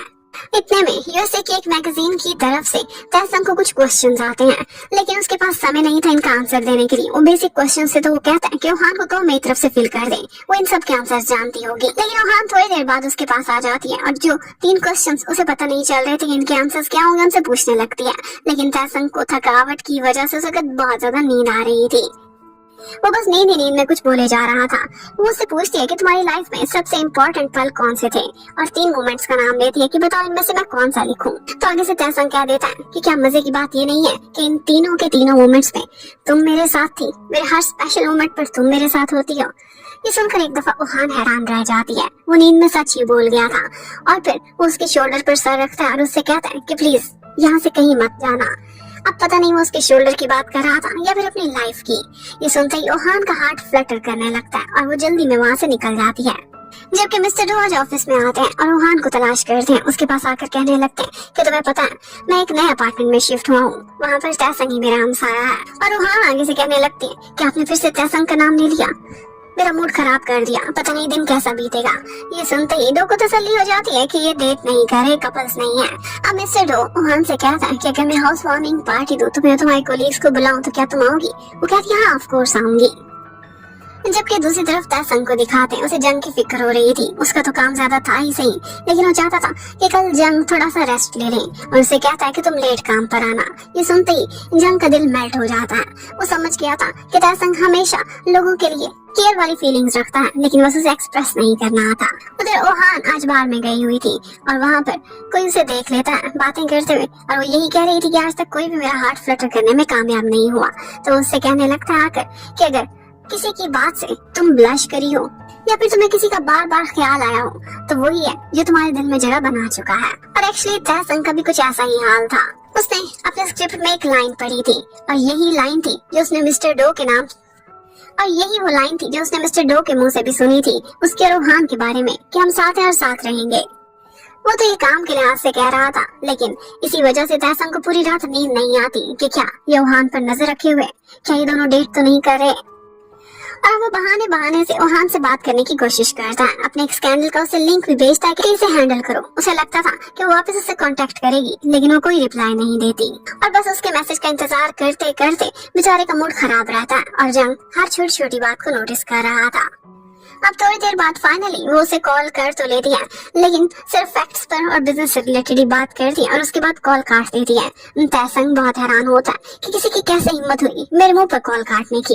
अब नेक्स्ट डे हमें शूट का सीन दिखाते हैं। वहाँ पर एक एक्टर था जो कि आ नहीं रहा था और उसी को लेकर डायरेक्टर बहुत परेशान था। यहाँ पर यंग मौके को देखकर चौका लगा देती है और कहती है कि इस रोल के लिए हमारा सीडियो बिल्कुल परफेक्ट रहेगा। और अब सीडियो को भी अपना फर्स्ट रोल मिल चुका था और वो भी तैसंग वाले ड्रामे में। अब उनके ड्रामे की फर्स्ट 2 एपिसोड रिलीज होने वाली थी और इसी को लेकर वो लोग एक प्रमोशनल इवेंट पर भी जाते हैं। वहाँ पर ओहान भी गई हुई थी इंटरव्यू देखने के लिए। यहाँ पर तैसंग से पूछा जाता है आपकी आइडियल गर्ल कौन है जिसे आप डेट करना चाहोगे, और वो कहने लगता है कि ऐसी लड़की जिसके साथ मैं एकदम कंफर्टेबल हूँ, उसके और मेरे बीच बिल्कुल परफेक्ट अंडरस्टैंडिंग हो और मैं उसे हमेशा टीज भी कर सकता हूँ। मैं एक क्लोज लड़की को ही चूज करूंगा। ये सुनते ही सारे कोलीग्स को लगता है कि वो ओहान की बात कर रहा है, लेकिन ओहान ने इस बात पर कोई तवज्जो नहीं दी थी और ना ही उसके एक्सप्रेशंस बदले थे। जबकि उधर मिस्टर डो को बहुत बदला जब उसकी असिस्टेंट देखती है तो उससे पूछने लगती है कि सब मिस ओ की वजह से है, आप उसे लाइक तो नहीं करने लगे। और मिस्टर डो आगे से कन्फेस कर ही लेते हैं, कहते हैं आई थिंक ऐसा ही है, क्योंकि लाइफ में फर्स्ट टाइम था कि वो पार्टी थ्रो कर रहे थे और सिर्फ इसलिए कि ओहान उसके घर पर आएगी। उधर तैसंग को एकदम याद आता है जब वो उस क्वेश्चनर के आंसर्स देखता है। उसे याद आने लगता है कि उसने ओहान को कहा था कि मेरे पास ही रहना, कहीं दूर न जाना, और ये भी बोला था कि मेरे हर स्पेशल मोमेंट पर तुम मेरे साथ हो। ये सोचकर वो शर्माने लगता है और कहता है कि मैं कैसे भूल सकता हूँ। और तो वो ओहान के घर जाकर डीपी भी देखने लगता और फिर खुद से ही क्वेश्चन करता है कि मैं इतना क्रेजी क्यों होता जा रहा हूँ, क्यों इसके लिए हर समय क्यूरियस रहता हूँ। अब तैसंग की फर्स्ट एपिसोड रिलीज हो रही थी और आज सारे लोग इकट्ठे बैठकर उसका ड्रामा देखने के लिए आते हैं। लेकिन यहाँ पर सरप्राइजिंगली तैसंग भी आ जाता है।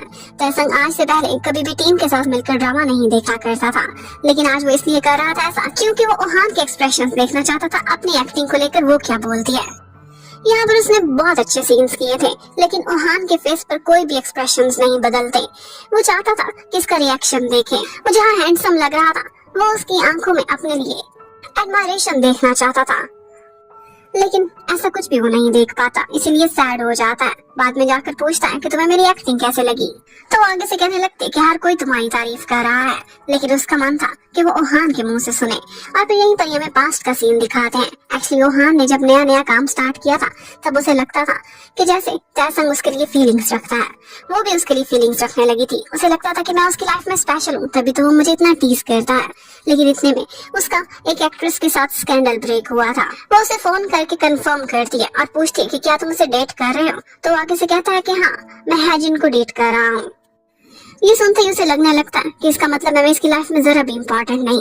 और जो ये बोलता है कि मैं उसी लड़की को डेट करूंगा जिसे मैं टीज कर सकता हूँ, जिसे मैं क्लोज हूँ, ये सब बिल्कुल गलत है। और वो बेचारी बहुत रोती है और हार्ट ब्रोकन हो जाती है। अब बस तब के बाद से उसने फैसला किया था कि वो कभी भी उसके लिए फॉल नहीं करेगी। अब नेक्स्ट डे तैसंग अपना ऑफ लेता है क्योंकि उसने एक जरूरी काम से जाना था, और ऑफिस में फिर से गॉसिप स्टार्ट हो जाती है क्योंकि इत्तेफाक से आज ओहान ने भी अपना डे ऑफ लिया था। वो सोचते हैं कि कहीं ये सीक्रेटली डेट तो नहीं करने गए। अब तैसंग जाता है कब्र पर और वो थी उसकी एक फ्रेंड की, और वो उससे बातें करने लगता है। लगता था बातों से कि वो उस फ्रेंड से बहुत क्लोज है, और वो उसे अपने मन की ये बात भी कह ही देता है कि आजकल मुझे लगता है कि मैं किसी को लाइक करने लगा हूँ, लेकिन ये सीक्रेट मैं सिर्फ तुम्हें ही बता रहा हूँ। इतने में पीछे से ओहान भी वहीं पर आ जाती है। एक्चुअली ये उन दोनों की कॉमन फ्रेंड की ग्रेव थी, और ओहान ने सुन लिया था कि ये किसी सीक्रेट की बात कर रहा है। तो ओहान उससे कहने लगती है कि अगर सीक्रेट बताना ही है तो इससे नहीं पहले मुझे बताओ, क्योंकि बाद में मुझे टेंशन पड़ती और तुम्हारा गन मुझे साफ करना पड़ता है। एक्चुअली आज उनके इस फ्रेंड की बर्थडे थी और इसीलिए वो दोनों उसकी ग्रेव पर फूल चढ़ाने के लिए आए थे। जबकि उधर से ड्यूक को अपना पहला रोल मिल चुका था और उसका फर्स्ट सीन शूट हो जाता है। अब जब लोगों ने उसे स्क्रीन पर देखा था तो बहुत पसंद किया था और सबको लगता था कि ये बड़ा होकर सुपरस्टार ही बनेगा। उधर तैसंग अपने पास हमेशा एक फोटो रखता था और वो थी उसके अफ्रीका जाने की। एक्चुअली इस फोटो के बैकग्राउंड में ओहान खड़ी हुई थी, और एक्चुअली वो अपने बहाने सिर्फ और सिर्फ ओहान को उस फोटो में देखा करता था। इतने में ओहान उसकी वैन के बाहर खड़ी होकर देखने लगती है, लेकिन शीशे काले होने की वजह से वो अंदर नहीं देख पाती। लेकिन तैसंग डर गया था कि कहीं ये खुद की फोटो को घूरते हुए मुझे देख ना ले।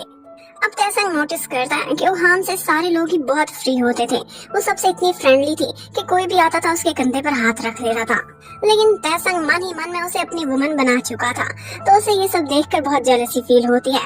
इवन कि वो आता है और कंग को पकड़ता है, उसके शोल्डर पर हाथ रखता हुआ वहाँ से ले जाता है और बोलता है कि आज के बाद तुम सिर्फ मेरे ही कंधे पर हाथ रखोगे। अब उसके बाद हमें उसी पुरानी एक्ट्रेस सीवो को दिखाते हैं। वो आजकल कोरिया वापस आई हुई थी। यहाँ पर वो तैसंग की फोटो देख देख कर मन में बहुत खुश हो रही होती है, जबकि तैसंग वो तो जंग से ही मशवरे लेना स्टार्ट कर देता है। पूछता है कि तुमने अपनी गर्लफ्रेंड को कैसे प्रपोज किया था, और जंग बताने लगता है कि मैं इतना स्वीट और इतना क्यूट हूँ कि उसने खुद ही मुझे प्रपोज किया था। ये सुनकर तो तैसंग हैरान रह जाता है कि मुझ में किस चीज की कमी है अगर जंग को कोई लड़की प्रपोज कर सकती है तो। और इसके बाद हमें एक शॉकिंग सीन दिखाते हैं। वो शेफ जो कि तैसंग के घर पर उसके लिए खाना बनाने और उसके घर के काम करने के लिए आया करती थी, वो आज हमें किसी और ही गेटअप में दिखाई देती है। ऐसा लगता था कि वो बहुत रिच है और एक बहुत बड़ी शॉप में वो एक लिमिटेड एडिशन वॉच खरीदने के लिए जाती है, और उसी शॉप में वो भी बैठी हुई थी और वो उसे देख लेती है। मिस वॉन का ये हुलिया हमें बहुत अजीब लगता है, क्योंकि अगर वो इतनी रिच है तो हाउसकीपिंग का काम क्यों कर रही है। उधर तैसंग ने सोचा था कि उसने ओहान का दिल जीत कर ही रहना है। वो इंटरनेट से बहुत सारे मशवरे लेता है कि किस तरह से किसी लड़की को पटाया जाता है, उसके दिल में जगह बनाई जाती है, और यहाँ पर जो टिप्स थी उन्हें ही वो फॉलो करने लगता है। उसमें सबसे आगे तो यही थी कि लड़की के लेसेस को बंद किया जाए, इससे उसके दिल तक पहुंचा जा सकता है। एक दिन वो लेसेस वाले शूज पहन कर आती है तो वो जंग से कहकर उसके लेसेस खुलवा देता है, और फिर उसके बाद अपने चार्म्स के साथ एक हीरो की तरह चलता हुआ आगे बढ़ता है और उसके लेसेस बंद करने के लिए झुकता है। लेकिन वो तुरंत ही उसे पीछे धक्का दे देती है और कहती है, मैं सब समझती हूँ तुम्हारी चालों को, तुम मेरे दोनों लेसेस को आपस में बांध दोगे ताकि मैं गिर जाऊँ चलते हुए, ये प्रैंक्स मुझ पर नहीं चलेंगे। वो एक दिन उसे कॉफी भिजा कर देता है, लेकिन वो कहती है कि इसमें जरूर तुमने कुछ मिलाया होगा। अब तैसंग जब भी उसका दिल जीतने की कोशिश करता था, उसकी आंखों के जरिए उसके दिल में पहुंचने की कोशिश करने लगता था, तो आगे से ओहान उसे इग्नोर कर देती थी। इवन कि ये भी कहने लगती है कि तुम्हें आजकल क्या हो गया, क्या मुझसे लड़ने के बहाने ढूंढ रहे हो या फिर मुझे फिर से टीज करना चाहते हो। अब बेचारे तैसंग के सारे प्लान ही फेल हो गए थे और जंग भी उसके साथ साथ बहुत मायूस हो जाता है। और दूसरी तरफ हमें एक और कपल को दिखाते हैं। एक्चुअली वो भी कपल तो नहीं बने, लेकिन यहाँ पर एक बात पता चलती है, वो ये थी कि योंग मन ही मन में कंग को लाइक करती है, लेकिन कंग उसे अपने एक जूनियर की नजर से देखता था। वो जब भी उसके बालों को टच करता था एक जूनियर की नजर से, उसे ऐसा लगता था कि उसका हार्ट फ्लटर कर रहा है। वो मन ही मन में उसे प्यार करने लगी थी। उधर सीरियोक को दिखाते हैं। उसके पहले ही सीन्स बहुत हिट गए थे और यहीं पर ही बहुत से लोग उसे पहचानने लगते हैं। यहाँ पर कुछ आंटीज बैठी हुई थी जो उसे अपने साथ एक पैग ऑफर करती हैं। वो इतना पोलाइट था कि उनके बार बार कहने पर उन्हें मना नहीं कर पाता और उसके बाद उसे चढ़ जाती है, क्योंकि आज से पहले उसने कभी ड्रिंक नहीं किया था।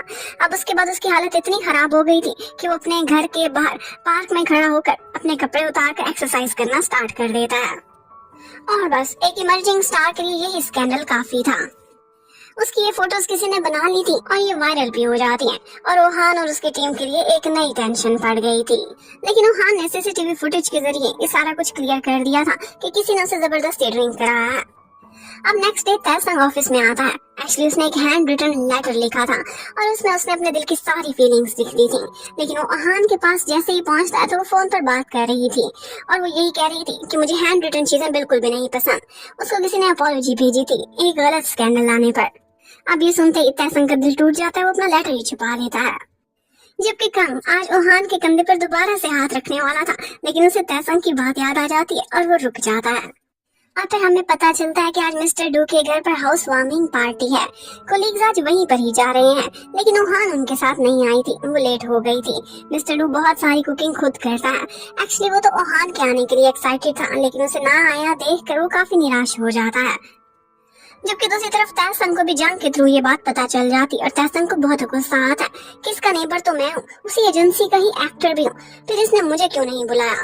लेकिन उसने सोच लिया था कि ओहान वहाँ जाएगी तो फिर मैं भी जरूर ही जाऊंगा। अब वो कभी कान लगाकर दीवार के पार की आवाजें सुनने की कोशिश करता है कि वहाँ पर क्या हो रहा है, और फिर इन दी एंड उसे एक आइडिया आ ही जाता है। उसके पास एक एयर प्यूरिफायर आया था नया।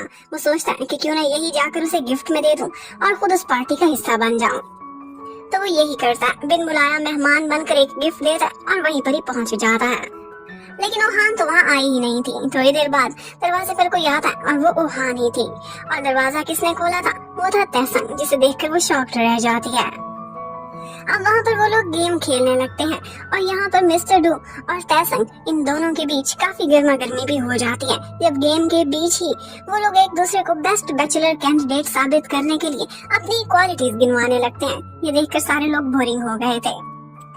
अब इन दी एंड मिस्टर डू ओहान के पास आते हैं जब वो अकेली खड़ी हुई थी और उसे बताते हैं कि मुझे पार्टीज बिल्कुल नहीं पसंद, मैंने फर्स्ट टाइम थ्रो की है किसी ऐसे शख्स को घर पर बुलाने के लिए जिसे मैं बहुत लाइक करता हूँ। अब ओहान को ये समझने में देरी नहीं होती कि टीम में से कोई और नहीं बल्कि ये मैं ही हूँ जिसे मिस्टर डू लाइक करते हैं।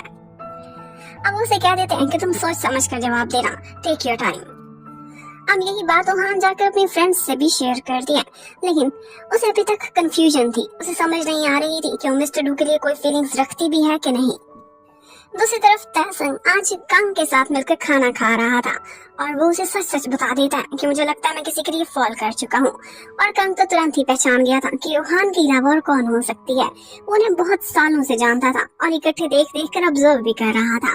लेकिन कंग उसे बताता है कि तुम थोड़ा सा पीछे रह गए हो, पता है डू ने तो ओहान को प्रपोज भी कर दिया है। अब ये सुनते ही तैसंग को बहुत शौक लगता है। वो परेशान हो जाता है, उसे समझ नहीं आ रही थी कि वो क्या करे। वो पीछे नहीं रहना चाहता था, किसी कीमत पर वो अपनी वुमन को हार नहीं सकता था।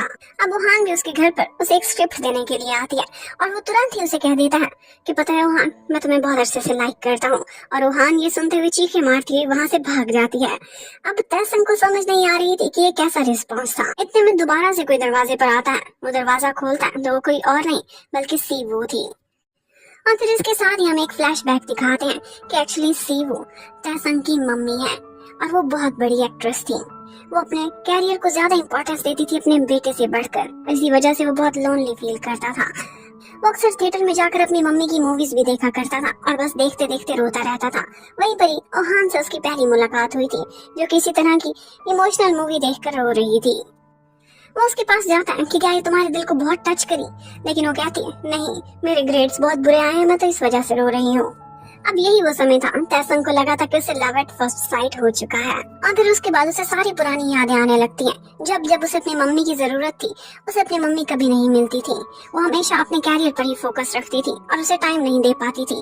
इवन कि जब उसके डैड की डेथ हुई थी, उस समय वो हाई स्कूल में था। उसने मॉम को कॉल की थी, लेकिन वो अपने एक अवार्ड शो में बिजी होने की वजह से इस इम्पोर्टेंट मोमेंट पर भी अपने बेटे के साथ नहीं थी और बस तभी से ही उसने अपनी मम्मी से अपने रास्ते अलग कर लिए थे। उसे सेलिब्रिटीज कभी भी पसंद नहीं थी, लेकिन जब उसकी मम्मी ने उसके साथ ये बर्ताव किया था, उसका इतना दिल टूटा था अपने डैड की डेथ के बाद कि उसने फैसला किया था कि वो अपनी मम्मी से भी बड़ा सुपरस्टार बन के दिखाएगा। उधर ओहान को दिखाते हैं, वो भी पुरानी यादों में खोई हुई थी। एक्चुअली उसकी पहली मुलाकात यूनिवर्सिटी में ही तैसंग से हुई थी। वो दोनों एक ही बैच से थे। यहाँ पर हमेशा से वो तैसंग को बहुत लाइक करती थी, लेकिन कभी भी उसे बता नहीं पाई थी क्योंकि वो गर्ल्स में सबसे ज्यादा पॉपुलर था और वैसे भी उन दोनों की फोटोशूट की वजह से लोग ओहान को बुली करते थे और उसे नफरत करने लगी थी गर्ल्स। और फिर उसके बाद वो उसी की एजेंसी में काम भी करने लगी थी, लेकिन जब उसने सुना था कि हाजिन उसकी गर्लफ्रेंड है, तो उसी टाइम उसका दिल टूट गया था और उसने अपने दिल से हमेशा हमेशा के लिए तैसंग को निकाल दिया था। लेकिन आज किस्मत उस पर इतनी मेहरबान थी कि तैसंग ने खुद उसे प्रपोज किया है। अब नेक्स्ट डे ओहान जब ऑफिस में जाती है तो वहाँ पर उसकी मुलाकात मिस्टर डू से होती है। मिस्टर डू से कहता है कि मैं तुम्हारे जवाब का इंतजार करूंगा, मुझे जल्दी कोई नहीं है, लेकिन इतना बता दो तुम्हारा जो भी आंसर होगा इससे हमारी फ्रेंडशिप पर कोई फर्क नहीं पड़ने वाला। ओहान तो बेचारी बिल्कुल कंफ्यूज होकर रह गई थी। दो हैंडसम बॉय ने उसे एट अ टाइम प्रपोज कर दिया था। वो कभी हंसने लगती थी तो कभी चीखें मारने लगती थी और उसका ये बिहेवियर उसकी टीम भी देख लेती है और वो सब हैरान होते हैं कि इसकी लाइफ में कुछ तो उल्टा सीधा जरूर हुआ है। जबकि तैसंग वो बेचारा मुंह लटकाए बैठा था। उसे लगता था कि ओहान उसे रिजेक्ट करके ही चली गई है। इतनी चीखें मारी कि जैसे मैं कोई हॉरर मूवी का कैरेक्टर हूँ। आज ओहान यांग के साथ बैठी हुई थी और यांग भी अपने मन की बात कर देती है। वो पहले एक्चुअली तैसंग की बॉडीगार्ड हुआ करती थी और यहीं पर उसने पहली दफा दाहे को देखा था। वो उसकी फैन थी और अक्सर उसकी फैंस मीटिंग्स में आया करती थी। यहीं पर ही कांग ने दाहे को नोटिस किया था और एक ऑर्डिनरी सी दिखने वाली लड़की को उसने एक सुपरस्टार बना दिया था और तैसंग के साथ ड्रामा भी दिलवाया था। वो कहने लगती है कि कांग हमारी एजेंसी का सबसे कैपेबल मैनेजर है और मैं तो कब से उसे लाइक करती हूँ, लेकिन मन की बात उसे कह नहीं पाती कि कहीं वो मुझे इनकार ना कर दे। और फिर उसके बाद एक और सीन हमें दिखाते हैं। शूटिंग पर यूना का एक नए एक्टर जून यू के साथ एक किसिंग सीन आना था, लेकिन उनकी हमेशा से लड़ाई रहती थी। वो दोनों ही इनकार कर देते कि ड्रामा ही खत्म कर दो या फिर हमारे कैरेक्टर को ही मार दो, लेकिन ये किसिंग सीन हम नहीं करेंगे। बड़ी मुश्किल से उनके मैनेजर्स उनको कन्विंस करते हैं और इन दी एंड जब वो दोनों सीन में किस करते हैं तो उसके बाद तो सब कुछ बदल के ही रह जाता है। वो जो एक दूसरे से नफरत करते थे, उनको ऐसे लगता है कि जैसे इस किस के बाद सारा कुछ बदल गया है। उनके हार्ट्स फ्लटर करने लगते हैं और बड़ी मुश्किल से 2-3 दफा कट कहने पर ही वो दोनों जुदा होते हैं। और फिर उसके बाद शूटिंग पर तैसंग का भी दाहे के साथ एक रोमांटिक सीन शूट होना था, लेकिन तैसंग के लिए ये बहुत इंपॉर्टेंट था क्योंकि आज पहली दफा थी कि उसने ओहान को प्रपोज किया था और उसके बाद उसका एक रोमांटिक सीन आया था। वो सोचता है कि अगर ओहान ने ये देख लिया तो बेचारी कहीं हर्ट ही ना हो जाए, कहीं मुझे इनकार ना कर दे, लेकिन ओहान ने वो सीन नहीं देखा था। उसके बाद जब वो उसे नजर आती है तो वो उसे एक्सप्लेनेशन देने लगता है और कहता है कि ये सब मेरा प्रोफेशन है। अब ओहान जब वहाँ से जाने लगती है बिना कोई जवाब दिए तो तैसंग उसके पीछे पीछे जाता है, लेकिन आज उसे वहाँ पर हाजिन दिख जाती है। हाजिन वही लड़की थी जो कि उसकी एक्स गर्लफ्रेंड थी। उससे बात करने लगती है और उसे देखकर ओहान बहुत बुरा सा मुंह बनाकर वहाँ से निकल जाती है और वही लम्हा था कि जब तैसंग को समझ आ जाती है इसके एक्सप्रेशन से कि ये मुझे क्यों अवॉइड कर रही है। मेरा प्रॉब्लम तो और कोई भी नहीं था बल्कि ये हाजिन ही थी। मैं उसके साथ जब भी प्रैंक्स करता था, उसे गलत कॉफी देता था या उसके शू आपस में टाई कर दिया करता था, इस सब से वो बॉदर नहीं हुई बल्कि इसी लड़की की वजह से हुई है। अब वो जंग को सारा कुछ एक्सप्लेन करता है और कहने लगता है कि एक्चुअली हाजिन और मैं दोनों को स्टार्स थे, इकट्ठे डिनर कर रहे थे, हमारी फोटो वायरल हो गई और उस वक्त हाजिन पर मेरे एक ओपोनेंट स्टार का क्रश था और इसी गुस्से में आकर मैंने ये बोल दिया कि हाँ मैं और हाजिन डेट कर रहे हैं। ये ऑफिशियल चला गया, थोड़े दिनों बात हुई, सब कुछ खत्म हो गया, लेकिन रियल में हमने कभी डेट नहीं की थी। वही दिन था और फिर आज का दिन है। ओहान मेरे साथ हमेशा बदली बदली रहती है। अब मैं उसे कैसे एक्सप्लेन करूं कि मैंने हाजिन को कभी डेट नहीं किया था। अब तैसंग घर पर बहुत सैड बैठा हुआ था। वहान अपने काम में बिजी होने की वजह से उसकी कॉल्स भी नहीं उठा रही थी, जबकि वहीं पर ही उसकी शेफ आती है और वो आज खाना बनाते हुए उसमें नमक बहुत तेज कर देती है। वो पहले भी इस तरह की हरकतें किया करती थी और बहाना ये लगा देती थी कि मेरी उम्र बहुत ज्यादा हो गई है, मैं चीजें भूल जाती हूँ। लेकिन उसका कैरेक्टर काफी मिस्टीरियस सा दिखाई दे रहा था। पूरा दिन गुजर जाता है और ओहान तैसंग को कॉल बैक ही नहीं करती। अब जब वो वहाँ से जाने लगता है तो रास्ते में उसकी सीढ़ियों पर मुलाकात मिस्टर डो से होती है। वो बहाने बहाने से ओहान का पूछने लगता है क्योंकि वो आज ऑफिस भी गया था। तो डो भी उसे कह देता है कि क्यों ना तुम ओहान को ही कॉल करके पूछ लो, लेकिन उसे तो लगता था वो मेरी कॉल नहीं उठाएगी और इसीलिए वो झूठ बोल देता है कि मेरे फोन की बैटरी बहुत लो है, इसलिए मैं उसे कॉल नहीं कर सकता। इतने में मिस्टर डू को ओहान की कॉल आती है और वो दोनों आज डिनर पर मिलने की बात कर रहे थे क्योंकि ओहान उसे एक जवाब देना चाहती थी। ये देखकर तैसंग को बहुत गुस्सा आता है और वो गुस्से में वहाँ से निकल जाता है। जबकि दूसरी तरफ एक लव ट्रायंगल जन्म लेने लगती है। जियोंग को सीढ़ियों बहुत लाइक करने लगता है क्योंकि उसकी मैनेजर थी हमेशा उससे क्लोज रहती थी। वो मन ही मन में उसके लिए फीलिंग्स डेवलप कर रहा था, जबकि जियोंग वो तो कंग को लाइक करती थी। उधर ओहान को आज समझ आ जाती है अपनी फीलिंग्स के बारे में। जब वो तैसंग का रोमांटिक सीन देखती है तो उसे समझ आने लगती है कि वो तो तैसंग को लाइक करती है और आज भी उसे मूव ऑन नहीं कर पाई, इसीलिए वो फैसला करती है कि सारा कुछ क्लियर कर देगी। एक जगह पर तैसंग ने उसे मिलने के लिए भी बुलाया था, वो उसे जवाब लेना चाहता था। ओहान वहाँ पर आने लगती है उसे सारी बातें बताने के लिए, लेकिन उन दोनों का आमना सामना ही नहीं हो पाता और तैसंग को फैंस घेर लेते हैं और तैसंग को लगने लगता है कि जैसे ओहान यहाँ पर उससे मिलने के लिए ही नहीं आई, जबकि ओहान बेचारी का अपना मन टूट जाता है क्योंकि इतनी गर्ल्स उसकी फैन थी। उसे लगता है कि वो उसके काबिल ही नहीं है और इतने में ओहान ने कंग को कॉल कर दी थी और कंग वहाँ पर आकर उसे गर्ल्स से बचा कर ले जाता है। लेकिन तैसंग दुखी था कि ओहान तो वहाँ पर आई नहीं और मेरा तो हाथ भी थक गया है लोगों के साथ फोटोग्राफ और ऑटोग्राफ देते देते। और उधर दूसरी तरफ वो छोटा सा क्यूट सा कपल यूना और जूनियो का वो दोनों आपस में डेटिंग स्टार्ट कर देते हैं क्योंकि उनके किसिंग सीन के बाद से उन्हें लगा था कि वो दोनों एक दूसरे के लिए फीलिंग्स डेवलप कर रहे हैं, लेकिन सबके सामने वो यही प्रिटेंड करते थे कि जैसे आज भी वो एक बिकरिंग कपल है। छोटी छोटी बात पर एक दूसरे के बाल नोचते थे पर सीक्रेटली एक दूसरे से मिला करते थे। और फिर उसके बाद ओहान मिस्टर डू से डिनर पर मिलने के लिए जाती है। वो उसे अपनी फीलिंग्स बिल्कुल क्लियर कर देती है और कहती है कि मैं आपके लिए फीलिंग्स नहीं रखती। डू भी जान जाता है कि ये तैसंग की वजह से इनकार कर रही है, लेकिन उससे कहता है कि हमारा प्रोफेशनल रिलेशन और फ्रेंडशिप का बिल्कुल पहले जैसा ही रहेगा। उधर तैसंग ने भी अपने पर्सनल थिएटर में उसे एक मूवी देखने के लिए टिकट भेजा था, लेकिन ओहान वहाँ पर नहीं आती। वो बेचारा मूवी देखकर थक हार कर वापस चला जाता है। जैसे ही घर पहुँचता है तो उसके घर पर कोई आया था, वो कोई और नहीं बल्कि ओहान ही थी। वो उस पर गुस्सा करती है कि तुम्हारे पास क्या बहुत ज्यादा पैसे हैं, पूरा थिएटर क्यों बुक कराते हो, क्या 2 टिकट्स नहीं ले सकते थे। वो बोलता है कि मैं सिंसियर हूँ, मैं सच में तुमसे बहुत प्यार करता हूँ। और ओहान उससे कहती है कि कितना, तो वो उल्टी सीधी बातें करने लगता है कि इतना कि मैं पिज्जा के साथ पाइनएप्पल को मिक्स करके भी खा सकता हूँ। वो सोचता है कि मैंने सिर्फ कहने के लिए कितनी सारी बातें बोली थी, एक रोमांटिक हीरो, लेकिन इस वक्त मेरी जुबान काम ही नहीं कर रही। और ओहान ये सुनते ही उसकी सिंसियर फीलिंग्स को जान जाती है और फिर उसके बाद उसे किस कर लेती है और वो भी उसे किस करता है और फाइनली वो दोनों एक कपल बन चुके थे।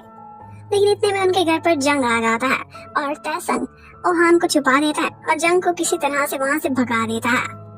अब उसके बाद ओहान नेक्स्ट डे बहुत खुश नजर आ रही थी। ऑफ कोर्स वो लव में पड़ चुकी थी और जिसे वो प्यार करती थी वो भी उससे बहुत प्यार करता था। अब नेक्स्ट डे मिस्टर डू को भी पता चल जाता है। वो उसे क्लियरली कह देते हैं कि वैसे तुमने तैसंग की वजह से मुझे रिजेक्ट क्यों किया, क्या मुझसे ज्यादा गुड लुकिंग नहीं हो, शायद नहीं हो। मिस्टर डू ऐसे करते हुए बहुत ज्यादा कूल लग रहे थे, जबकि तैसंग और ओहान दोनों को बहुत ऑकवर्ड लगता था। वो पहले बिल्कुल वर्किंग रिलेशनशिप में थे, लेकिन अब उनका रोमांटिक रिलेशनशिप बन चुका था। वो दोनों फोन पर बातें करते थे बहुत देर देर तक और एक दूसरे को सेल्फीज भी भेजा करते थे। हर टाइम एक दूसरे को अपडेट रहा करते थे कि वो क्या कर रहे थे। इवन के अक्सर कॉल सुनते सुनते ही सो जाया करते थे।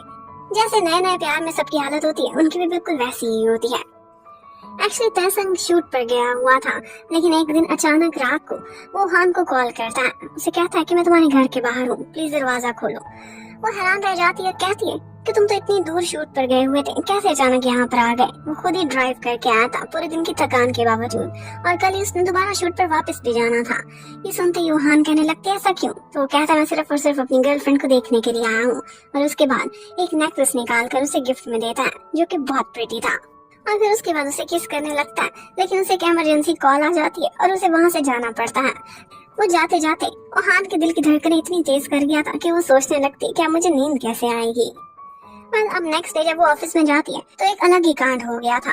एक नया स्कैंडल आया था और वो र्यूमर ये थी कि तैसंग और मिस्टर डू आपस में डेट कर रहे हैं और वो एक इनक्रेडिबल मेल कपल है। अब ये सुनते ही पूरा का पूरा ऑफिस ही हैरान रह जाता है और वो सोचने लगते हैं कि र्यूमर्स फैलाने वाले पता नहीं कहाँ से इस तरह की बातें निकाल कर लाते हैं। मिस्टर डू भी हैरान हो रहे थे और वो सोचने लगते हैं कि मेरी क्या इज्जत रह जाएगी, इतनी सारी लड़कियां मेरे पीछे दीवानी थी, वो मेरे बारे में क्या सोचेंगी। वो तो अपना मुंह छुपाते हुए ऑफिस में जाकर बैठ जाते हैं और फिर उसके बाद वो जो एक वहाँ पर बुलाते हैं जो कि रिपोर्टर थी, उसे एक इंटरव्यू देना चाहते थे ये सारा कुछ क्लैरिफाई करने के लिए। उधर हमें एक और बात पता चलती है, वो ये कि कंग अच्छे से जानता था कि यून सीवू जो कि तैसंग की मॉम है वो वापस आ चुकी है और यही बात उनका डायरेक्टर भी उनसे करता है, लेकिन कंग बिल्कुल अनजान बन जाता है। सीवू दोबारा से अपने बेटे से मिलने के लिए जाती है, जबरदस्ती उसके अपार्टमेंट में भी घुस जाती है, लेकिन उसका बेटा कहता है कि आपने मुझे दिया ही क्या है, क्यों मुझसे मिलने आई है। तो वो कहने लगती कि मैंने तुम्हें एक अच्छा नाम और गुड लुक्स दी है। और फिर इतने में उनके घर पर वही मिस वॉन भी आ जाती जो कि हाउसकीपर थी, लेकिन सीवू को उसे देखकर शक हो जाता है कि यहाँ पर मेड का काम करती है, लेकिन इसे तो मैंने स्टोर पर देखा था, वहाँ पर इतनी एक्सपेंसिव वॉच खरीद रही थी।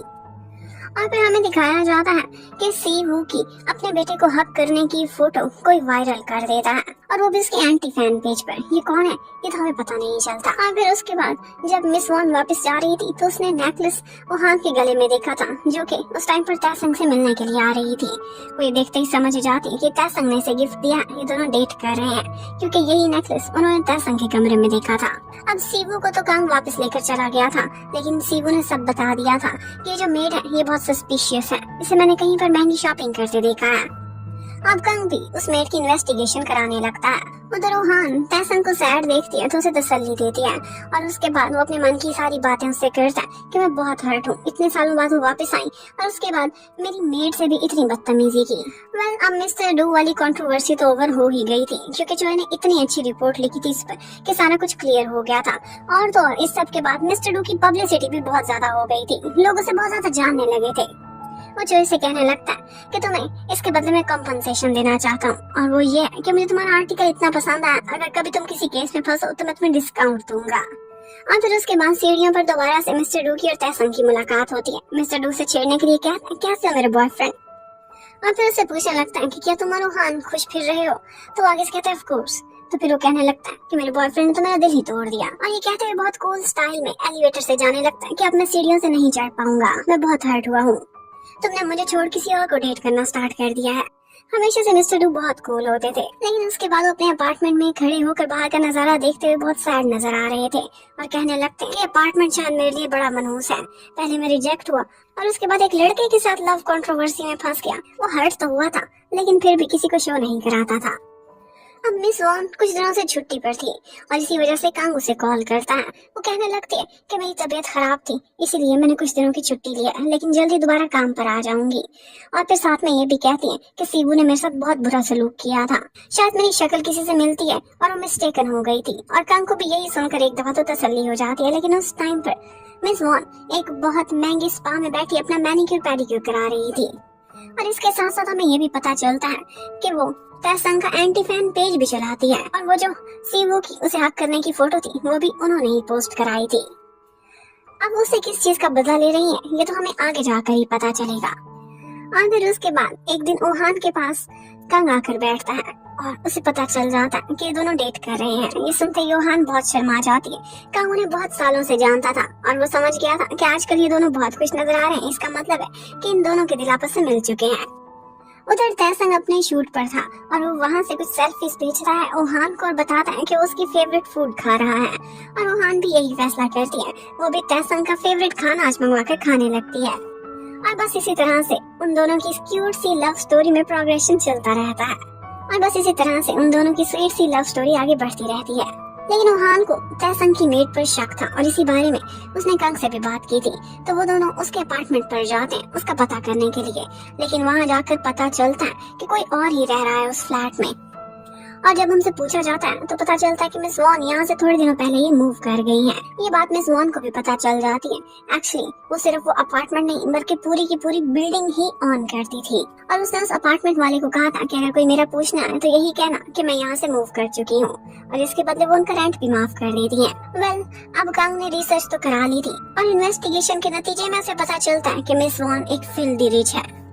यहाँ पर बहुत सारे प्लाजाज और बिल्डिंग्स उसके नाम पर है। अगर वो इतनी रिच है तो फिर किस वजह से और किस मकसद के अंडर वो तैसंग की मेड बनी हुई है। लेकिन उसी टाइम पर ओहान के ऑफिस में कुछ गिफ्ट्स आते हैं और वो बहुत सारे लोगों को मिस वॉन नहीं भेजे थे। वो सब चीजें ब्रांडेड थी। ये सारे लोग ये देखकर हैरान रह जाते हैं। और जो गिफ्ट ओहान के नाम पर आया था उसमें एक लेटर भी था और लिखा हुआ था, तुम्हें क्या लगता है कि तुम बहुत स्पेशल हो? बिल्कुल भी नहीं, तुम बिल्कुल ऑर्डिनरी हो, उस नेकलेस की तरह जो तुम्हें तैसंग ने दिया है। और उसी टाइम पर तैसंग के पास मिस वॉन पहुंच चुकी थी और वो जाते हुए उसे कहने लगती है कि आज मैं आखिरी दिन आई हूँ, इसलिए तुम्हें गुड बाय बोलने के लिए आई हूँ। मिस वॉन जानती थी कि ये लोग मुझ तक पहुंच चुके होंगे, इसलिए उसने भी इस ड्रामे को एंड करने का फैसला किया था।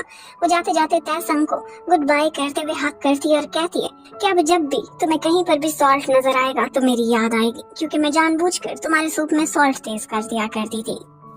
अब जब वो जाने लगती हैं तो कंग उन्हें पकड़ लेता है, लेकिन वो कहती है कि जो मर्जी जाकर कर लो, किसी की मेड होना इलीगल नहीं। और हाँ, मैंने कुछ भी गलत अपने रेज़्यूमे में नहीं लिखा था, तुम लोग मुझे कोर्ट में नहीं पकड़ सकोगे। और साथ साथ ये भी बताती है कि मेरे अपार्टमेंट का नंबर भी बिल्कुल ठीक था। वो अपार्टमेंट ही नहीं, पूरी बिल्डिंग ही मेरी है। उधर तैसंग भी इतने बड़े धोखे के बाद अब शॉक में बैठा हुआ था। वो बहुत सेंसिटिव था लेकिन लोगों को दिखाता नहीं था। और फिर हमें पता चलता है कि मिस वॉन एक साइको टाइप की वुमन है। वो बहुत सारी सेलिब्रिटीज जो भी उनको पसंद थे उनको स्पेशल गिफ्ट्स भेजा करती थी, लेकिन तैसंग ने उनका गिफ्ट रिजेक्ट करने की हिम्मत की थी, जो कि एक लिमिटेड एडिशन वॉच थी। इसी वजह से वो उससे बदला लेना चाहती थी। इस तरह के लोगों को कुछ ना कुछ एडवेंचर करने में फन फील होता है और इसीलिए वो उसके घर पर मेड बनी थी और उसके दिल और दिमाग हर चीज पर एक प्रिंट छोड़कर उसकी लाइफ से जा चुकी थी। वो ये नहीं चाहती थी कि कभी भी उसे भुला पाए, क्योंकि वो पहला इंसान था जिसने उन्हें इग्नोर करने की हिम्मत की थी। अब कंग जाकर यही बात मिस्टर डू से भी डिस्कस करता है कि हम उसको सू करना चाहते हैं, लेकिन वो कह देते हैं कि आप लोग मिस वॉन को कुछ भी नहीं कर सकते, क्योंकि जो कुछ भी उसने किया वो बिल्कुल लीगल था, कुछ भी इलीगल नहीं था। उसे कोर्ट में घसीटने का कोई फायदा नहीं होने वाला, वही केस जीतेगी।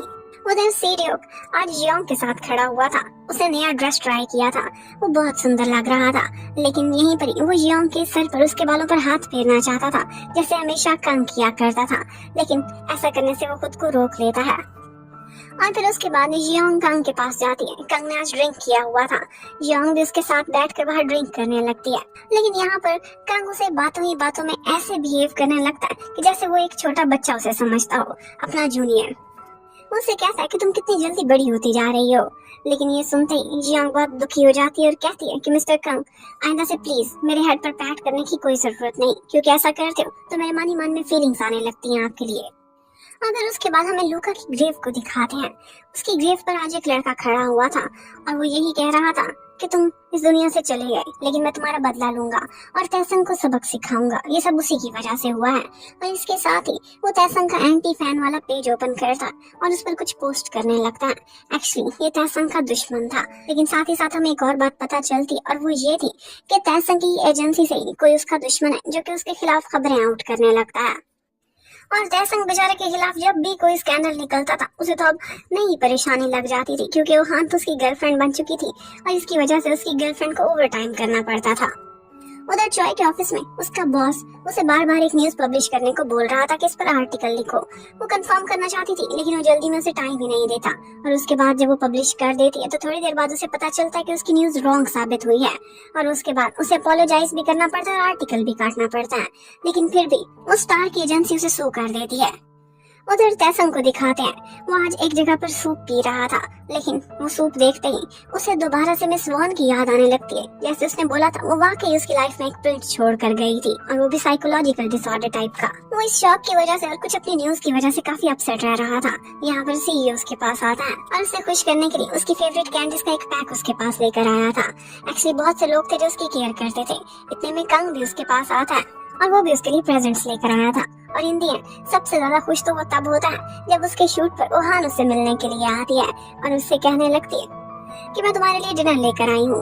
इससे पहले कि ठंडा हो जाए हम मिलकर खाते हैं। लेकिन तैसंग उसे देखकर बहुत खुश था और उससे कहता है कि यू मेड माई डे।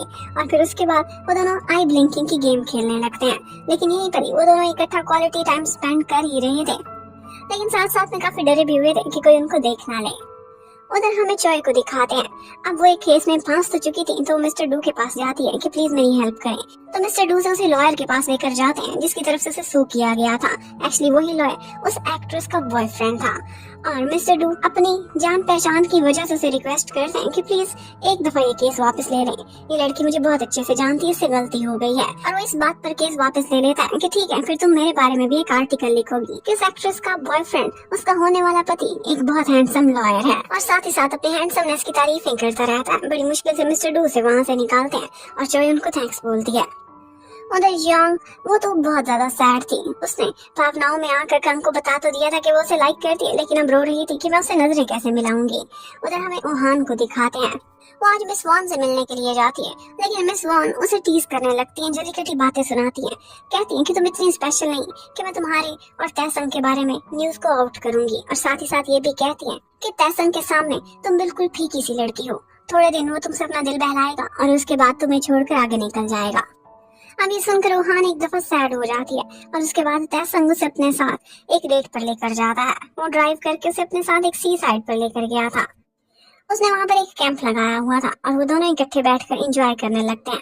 लेकिन ओहान आज थोड़ी थोड़ी डाउन दिखाई दे रही थी और कहती है कि मुझे स्टार्स नहीं दिख रहे। लेकिन वो उसे चीयर अप करने की कोशिश करने लगा और कहता है कि तुम ही तो मेरे स्टार हो, तुम्हारे होते हुए किसी और स्टार की क्या जरूरत। ओहान उससे कहने लगती है कि तुम्हारे पीछे तो इतनी लड़कियां दीवानी हैं, मेरे से बहुत ज्यादा सुंदर, बहुत ज्यादा कैपेबल, लेकिन तुमने मुझे चूज किया। कहीं तुम मुझे छोड़ तो नहीं जाओगे, मैं कहीं एक क्राउड तो नहीं बन जाऊंगी तुम्हारे लिए। लेकिन वो कहने लगता है कि मुझे तुमसे लव एट फर्स्ट साइट हो गया था उस वक्त जब ना मैं इतना बड़ा स्टार था और ना ही तुम मेरी लाइफ में इतनी स्पेशल थी। वो बोलता है कि मैं तुम्हें पहले भी प्रपोज करना चाहता था, लेकिन स्टूडेंट टाइम में नहीं कर सका क्योंकि मैं नहीं चाहता था कि मैं रिजेक्ट हो जाऊं। ये मेरी वजह से तुम्हें लोग तकलीफ दें, लेकिन इतने सालों से अपने दिल में तुम्हारा प्यार दबाए हुए हूँ। अब हम मिले हैं तो प्लीज तुम ऐसा ना सोचो, मैं तुम्हें कभी छोड़ने का सोच भी नहीं सकता। तैसंग भी अपने एंटी फैन पेज पर एक पोस्ट देखता है जिसके थ्रू उसे पता चल जाता है कि उसी की एजेंसी में कोई है जो उसका दुश्मन है, लेकिन ये कौन है ये वो अभी तक पहचान नहीं पाया था।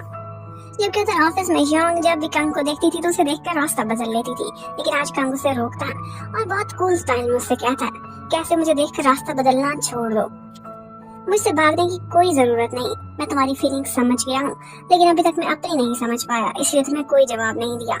इसलिए प्लीज अभी से प्रोफेशनल रहो और बिल्कुल वैसे ही जैसे हम पहले थे। ये सुनकर यांग को थोड़ी सी तसल्ली हो जाती है और वो नॉर्मल एक्ट करने लगती है।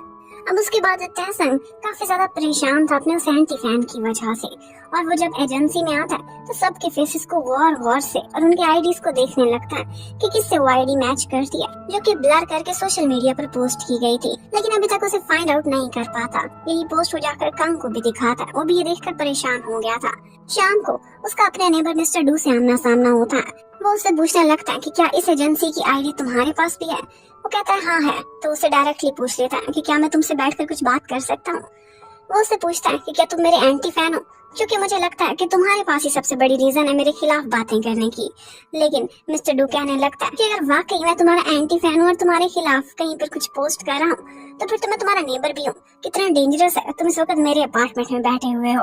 अब वो वहाँ से उसे भेज तो देता है, लेकिन जाते जाते उसे रोक कर कहता है कि एंटी फैंस को सबसे ज्यादा मजा आता है तुम्हें तंग करने में, इसलिए प्लीज उनसे ज्यादा बॉदर ना हो। कोई फेक आईडी भी बनाकर पोस्ट कर सकता है, इसलिए इतनी टेंशन ना लो, आराम से जाकर सो जाओ। और ये देखकर मिस्टर डू को काफी अच्छा लगा था कि उसने उसके हाथ की बनाई हुई पूरी की पूरी कॉफी खत्म कर दी थी। उधर ऑफिस में कंग और ओहान दोनों ही बहुत परेशान बैठे हुए थे, क्योंकि उनसे तैसंग की परेशानी नहीं देखी जा रही थी। वो बहुत ज्यादा स्ट्रेस में था, क्योंकि वही ब्लैकमेलिंग वाला स्माइल बॉय अब उसे पर्सनल नंबर पर भी मैसेज करता था और उसे ब्लैकमेल करने की कोशिश करता था, धमकी भी देता था। इतने में बैठे बैठे कंग को क्लिक कर जाता है और उसे समझ आ जाती है कि वो इस स्माइल बॉय को जानता है। उसको याद आता है कि तैसंग का पुराना मैनेजर, उसने एक दफा कहा था कि वैसे तो बहुत स्माइल करता है, लेकिन इसने आज तक मुझे देखकर स्माइल नहीं करी। वो जान जाता है कि मिन्यू यकीनन ये वही होगा। वो जाता है और उसे रंगे हाथों पकड़ लेता है, जो कि उसी टाइम पर रिपोर्टर्स को कोई फेक न्यूज सेंड कर रहा था तैसंग से रिलेटेड, उसे बदनाम करने के लिए। और तैसंग को भी उसने कुछ मैसेज भेजे थे और वो ये थे कि वो उसकी और सी वॉन की फोटोज लीक कर देगा। उसे लगा था कि शायद इसका एक ओल्ड एज्ड पुरानी एक्ट्रेस सी वॉन के साथ कोई चक्कर चल रहा है। ये फोटोज देखते ही तैसंग को स्ट्रेस होने लगता है। कभी भी अपनी मम्मी का नाम मीडिया पर नहीं लाना चाहता था और अब उनके बारे में इस तरह की न्यूज ये देखते ही वो बहुत ज्यादा डर जाता है। उसे बहुत टेंशन होने लगती है और वो जैसे ही अपनी बिल्डिंग से बाहर निकलता है रिपोर्टर उसे घेर लेते हैं। वो बार बार उसे क्वेश्चन कर रहे थे कि आपका और सीवू का क्या रिश्ता है। और ये सब सुनते हुए तैसंग को ऐसे लग रहा था कि जैसे उसके कान बंद हो रहे हैं, दुनिया घूम रही है और उसे कुछ समझ नहीं आ रही। वो बस गिर जाता है। जब वो गिरता है तो उस वक्त ओहान उसकी तरफ दौड़ती हुई आ रही थी और तैसंग के मन में बस इतना ही था कि थैंक्स गॉड ये ओहान के बारे में न्यूज नहीं थी, क्योंकि वो ओहान को कभी भी टेंशन नहीं देना चाहता था। लोग उसे बुली करते उसका और तैसंग का नाम इकट्ठा देखकर। और फिर इसी के साथ ही हमें एक फ्लैशबैक दिखाते हैं। एक्चुअली तैसंग और कंग का रिश्ता बहुत पुराना था। जब तैसंग की पहली मूवी रिलीज हुई थी तब उसकी मम्मी उससे मिलने के लिए आई थी, लेकिन उसने मिलने से इनकार कर दिया था। अब वो बहुत परेशान था तो यहाँ पर कुछ ड्रंक लोग आते हैं जो कि तैसंग को तंग करने की कोशिश करते हैं। कंग उनके सामने रेजिस्ट करता है लेकिन उनसे मार खा बैठता है, उन पर हाथ नहीं उठाता, क्योंकि उस टाइम पर नई नई मूवी तैसंग की रिलीज हुई थी और कोई भी कंट्रोवर्सी में अगर वो पड़ता तो उसकी मूवी पर इफेक्ट होता। इसलिए कंग बेचारे ने मार खा ली। और ये पहला दिन था जब तैसंग ने उसे उसके फर्स्ट नेम से पुकारा था और तब से लेकर अब तक वो बिल्कुल फ्रेंड्स की तरह थे। अब नेक्स्ट डे सीवू एक प्रेस कॉन्फ्रेंस करती है और सारी दुनिया को बता देती है कि किस तरह से उसकी और तैसंग की फोटोज को गलत यूज किया जा रहा है। एक्चुअली वो तैसंग की मॉम है और मम्मी ने बेटे को कितना हर्ट किया है, इस वजह से उनका रिश्ता बहुत सोर है। तैसंग को ये सब देखकर गुस्सा आ रहा था, क्योंकि उसने कहा था कि वो कभी भी सीवू के बेटे के नाम से अपनी पहचान नहीं चाहता। उसने तो ओहान को भी रोका था कि प्रेस कॉन्फ्रेंस मत होने देना, मैं कुछ भी बर्दाश्त कर लूंगा लेकिन मुझे अपना नाम सीवू के नाम के साथ नहीं चाहिए। पर ओहान ने ये स्टेप ले लिया था क्योंकि इस वक्त बहुत जरूरी था। इसी वजह से उनके बीच थोड़ी बहुत लड़ाई भी हो चुकी थी। दूसरी तरफ मिस्टर डो को दिखाते हैं। वो अक्सर चॉय के ब्लॉग्स को पढ़ता था और वो जो आर्टिकल्स लिखा करती थी उसे काफी इंटरेस्टिंग लगते थे। वो उसकी तारीफ भी किया करता था उसके पर्सनल नंबर पर मैसेज करके। इसी तरह से उनके बीच काफी नजदीकियां बढ़ने लगी थी। अब बेचारा तैसंग एक कंट्रोवर्सी से निकला नहीं था कि अगली में फंस गया था। एक्चुअली जब वो अफ्रीका में रहा था तो वहाँ पर एक बच्चा था जिसका नाम लूका था और उस बच्चे के मम्मी डैडी नहीं थे और तैसंग उसका बहुत ख्याल रखता था। उसने अफ्रीका से उसे लेटर भी भेजा था जिसमें तैसंग को पापा कह रहा था और यही लेटर लीक हो गया था और लोग कहते थे कि उसका अफ्रीका में एक इलीगल चाइल्ड है और उसी की केयर करने के लिए वो 1 साल पीछे वहाँ पर गया था। लेकिन जो लोग उसे अच्छे से जानते थे वो सब ये पहचान गए थे कि ये सिर्फ एक र्यूमर है, जिनमें ओहान भी शामिल थी और उसके साथ साथ दाहे भी। दाहे के पास तैसंग जाता है लेकिन वो कहती है कि किसी कंट्रोवर्सी को लेकर मैं बिल्कुल भी परेशान नहीं, हम दोनों को स्टार्स हैं और आपका साथ देना मेरा फर्ज है। वो कभी भी उसे ये फील नहीं कराने देती थी कि वो उसकी एक क्रेजी फैन है।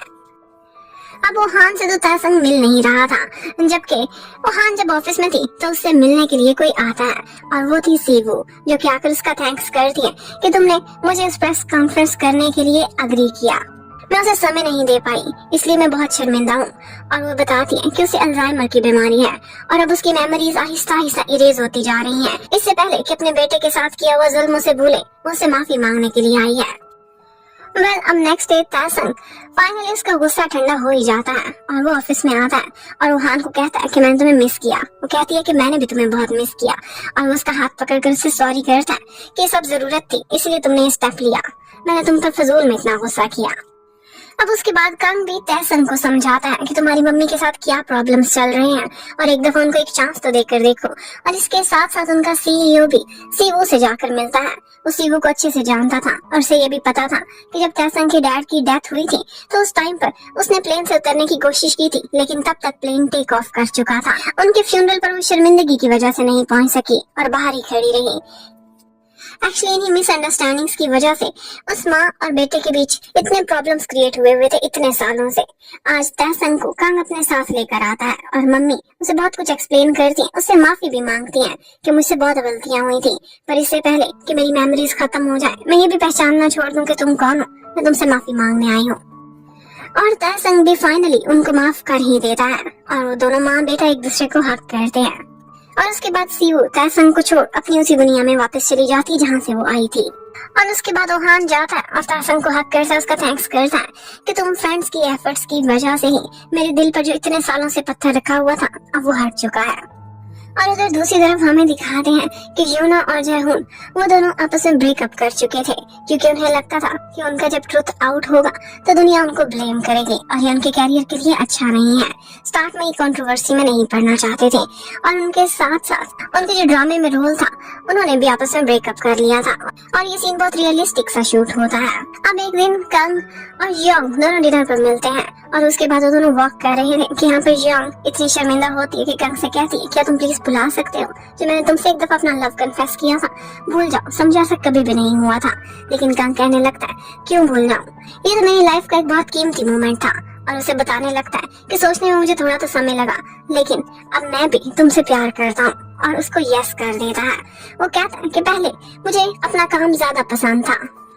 वो कहता है कि पहले मैं अपने काम में ज्यादा सीरियस था और मैं वर्क प्लेस पर कभी भी रोमांस नहीं करना चाहता था, लेकिन मुझे अब लगता है कि काम से भी बढ़कर मेरे लिए ज्यादा इम्पोर्टेंट तुम हो चुकी हो। अब उसके बाद ओहान और तैसंग दोनों मिलकर अपने उसी कॉमन फ्रेंड लूका की ग्रेव पर जाते हैं, जिसका रियल नेम यूनवू था।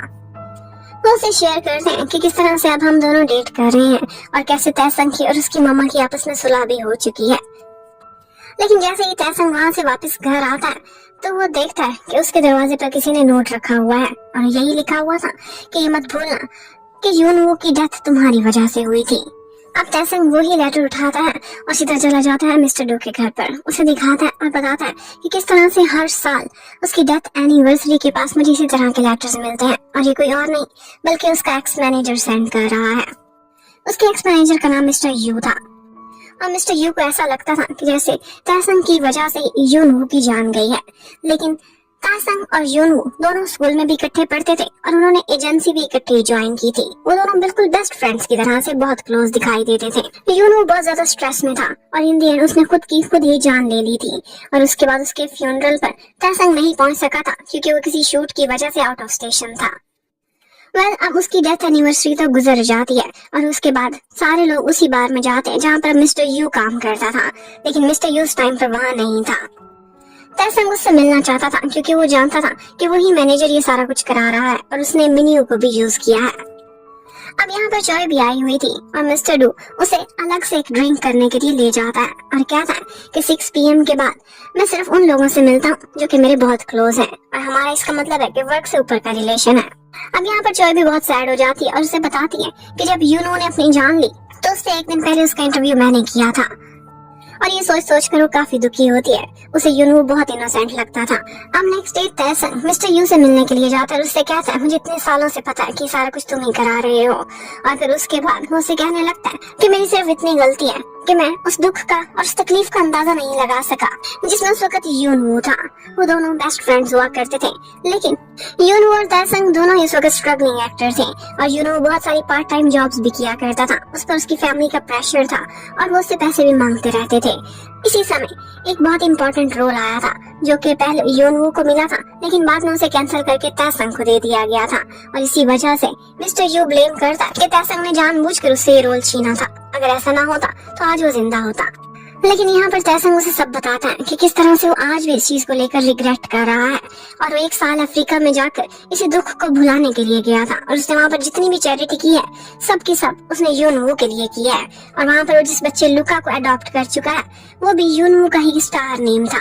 और वो मिस्टर यू को समझाने में कामयाब हो ही जाता है कि वो भी यूनवू को उतना ही लाइक करता था जितना मिस्टर यू करते हैं। जबकि दूसरी तरफ हमें दिखाते हैं कि जयहून और यूना उनका मूवी में एक सीन शूट होता है और वहाँ पर उनका दोबारा से पैचअप हो गया था और ऐसा लग रहा था कि जैसे ये सीन रियल में हो रहा है। जबकि उन दोनों के मैनेजर्स तो ये देख कर थैंक्स गॉड कर रहे थे कि बस इनकी शूटिंग खत्म हुई। अब हम कभी भी नहीं चाहेंगे कि ये दोनों इतना लड़ते हैं किसी भी ड्रामा में एक दूसरे के साथ काम करें। लेकिन वो ये नहीं जानते थे कि वो दोनों तो रियल में प्यार में पड़ चुके हैं। और उसके बाद जयहून उसके पास जाता है और उसे जाकर कहता है कि मैं आज भी तुमसे प्यार करता हूँ और मुझे कोई परवाह नहीं, बेशक मैं स्टार ना रहूं लेकिन मैं तुमसे ब्रेकअप नहीं कर सकता।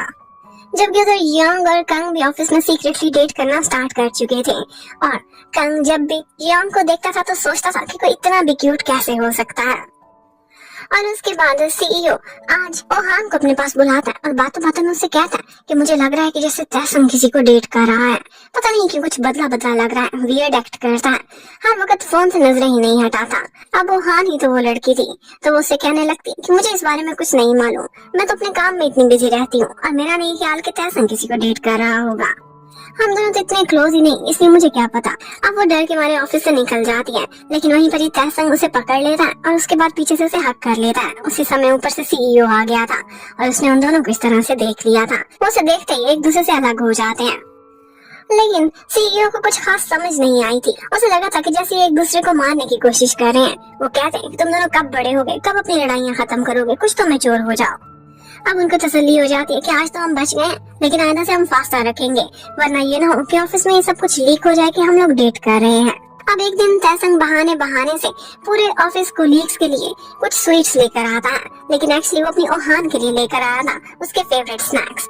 लेकिन किसी को कुछ पता ना चले, उसे पूरे ऑफिस को ही देने पड़ते हैं। लेकिन वो ये नहीं जानते थे कि ऑफिस के सारे लोग तो पहले ही उन पर शक करते हैं कि वो दोनों सीक्रेटली डेट कर रहे हैं, जब उनके बीच कुछ ऐसा था ही नहीं तब से लेकर अब तक। अब एक दिन तैसंग और ओहान दोनों घर पर बैठे हुए थे और इकट्ठे मूवी एंजॉय कर रहे होते हैं। तैसंग कहता है कि मैं अपनी गर्लफ्रेंड को अपने साथ कहीं बाहर डेट पर लेकर जाना चाहता हूँ, लेकिन ओहान कहती है कि आजकल हमें ज्यादा एहतियात करनी पड़ेगी, इसलिए हम वही समय इकट्ठे बिता सकते हैं जो मैं तुम्हारे घर आ जाऊँ या फिर हम ऑफिस में मिले। अब तैसंग को एक शैतानी आइडिया आ गया था और वो ऐसा करता है कि जाता है सीईओ के पास और उससे कहने लगता है कि मैं अगला ड्रामा एक ऑफिस रोमांस पर करना चाहता हूँ, इसलिए मुझे वाइब चाहिए, मैं थोड़े दिनों ऑफिस में ही काम करूंगा। अब इसी बहाने वो रोजाना एक सीईओ का ड्रेस अप करके ऑफिस में पहुंच जाया करेगा और अपनी ओहान के साथ ज्यादा से ज्यादा समय बिताएगा। ओहान को भी उसका ये आइडिया पसंद आता है और वो सोचती है कि इस तरह से कोलीग्स हम पर शक भी नहीं करेंगे, लेकिन उन्हें क्या पता था कि कोलीग्स तो पहले ही सारा कुछ जानते हैं। वो तो प्यार में पड़े हुए थे, अंधे थे, उन्हें अंदाजा नहीं था कि इश्क और मुश्क दोनों छुप नहीं सकते। अब तैसंग वहाँ रहते हुए ओहान की बहुत अच्छे से केयर करता था, उसे अक्सर कॉफी भी बना कर दिया करता था, लो कैफीन वाली, और मौका पाकर चोरी चोरी उसे कभी कभी किस भी कर लिया करता था।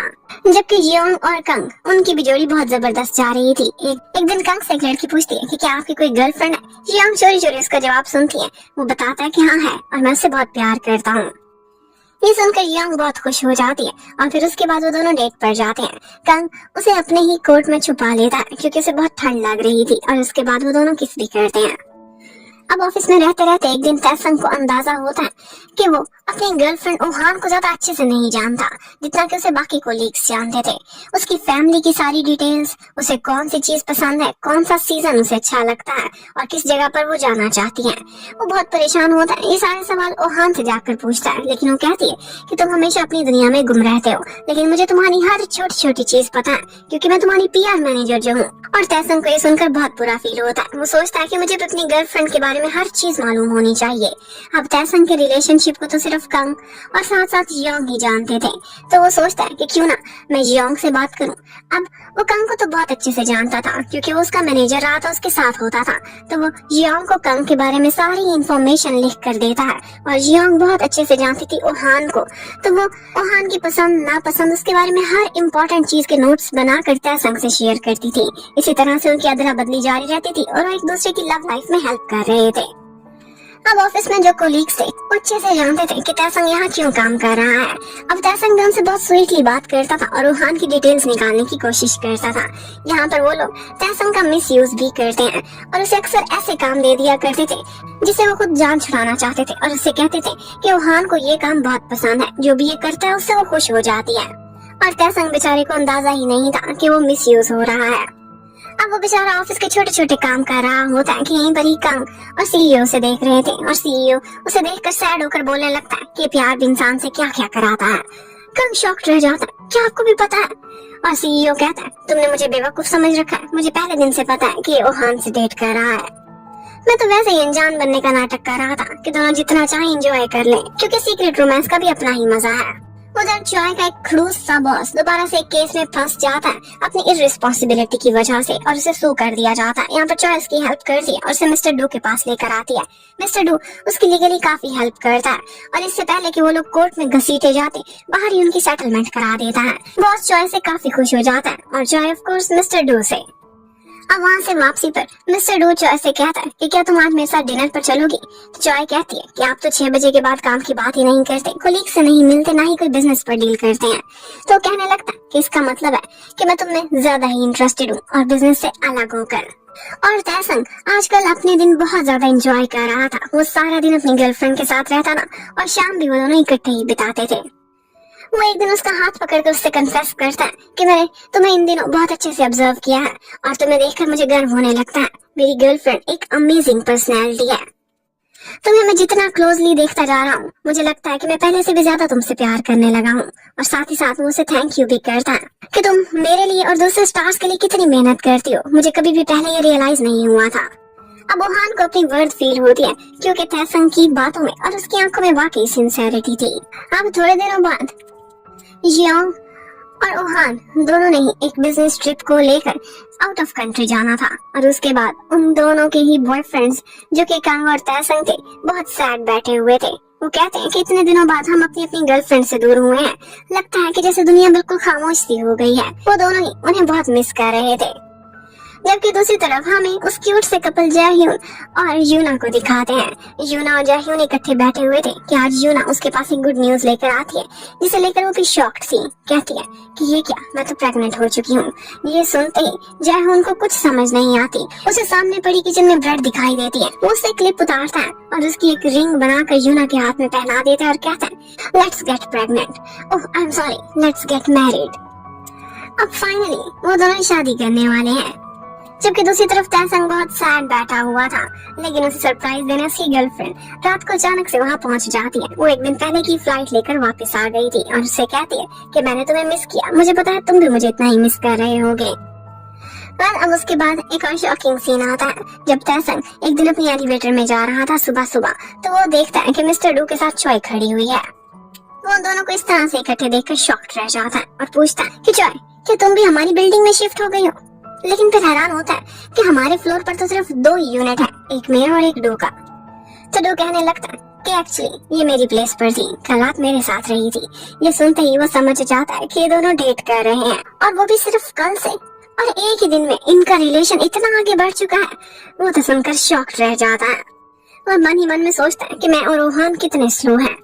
अब पहली दफा उसे लग रहा था कि जैसे वो मिस्टर डू से हार चुका है, क्योंकि वो तो अपनी गर्लफ्रेंड से काफी आगे बढ़ चुका था, जबकि तैसंग वहीं का वहीं खड़ा हुआ था। वो पीछे से कहने लगता है कोई नहीं, मैं भी अपनी गर्लफ्रेंड से ही मिलने जा रहा हूँ। लेकिन उधर ओहान के लिए एक नई टेंशन आ जाती है, क्योंकि तैसंग रोज रोज ऑफिस आ रहा था। इसे लेकर सोशल मीडिया पर उसके बारे में गॉसिप्स हो रही थी और यही न्यूज फैल जाती है कि वो ऑफिस में किसी को डेट कर रहा है। तभी तो वो रोजाना सूटेड बूटेड होकर वहाँ जाता है और इसके साथ साथ वो अपने मैनेजर्स और टीम के साथ बहुत फ्री होता है। इसका मतलब है उसकी गर्लफ्रेंड ऑफिस में से ही है। अब इस न्यूज के बाद से उन दोनों को एक दूसरे से फासला रखना होगा। वो सिर्फ वीडियो कॉल पर बात करते और तैसंग और भी उदास हो जाता है, क्योंकि जब से उसने डू को देखा था उसे ऐसी फीलिंग आ रही थी कि जैसे वो डू से बहुत पीछे रह गया है। और अब तो उन पर पाबंदियां भी लग चुकी थी, वो एक दूसरे से मिल भी नहीं सकते थे। अब एक दिन ओहान चोरी चोरी ऑफिस में रूफटॉप पर जाकर तैसंग से वीडियो कॉल कर रही थी कि यहीं पर ही उन्हें अपने ऑफिस का एक और कपल दिखाई देता है, और वो था तैसंग का मैनेजर जंग। उसकी गर्लफ्रेंड भी ऑफिस में से थी और ये तीसरा कपल था जो कि सीक्रेटली रोमांस कर रहा था। वो दोनों उनको देखते हैं तो काफी शॉक्ड रह जाते हैं और बहुत एंजॉय भी करते हैं सिचुएशन को। उन्हें अंदाजा भी नहीं था कि उनके ऑफिस में इतने सारे कपल्स होंगे। वो सोचते हैं कि हमारा ऑफिस तो बहुत रोमांटिक है।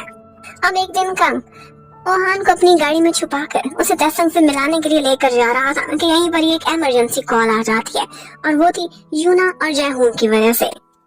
उन दोनों ने ही अपने अपने मैनेजर्स को बुलाया था और यहाँ पर कंग और मिस्टर हान दोनों से मिलने के लिए जाते हैं। वो बताते हैं कि हमारा बेबी आने वाला है और हम जल्दी शादी कर रहे हैं।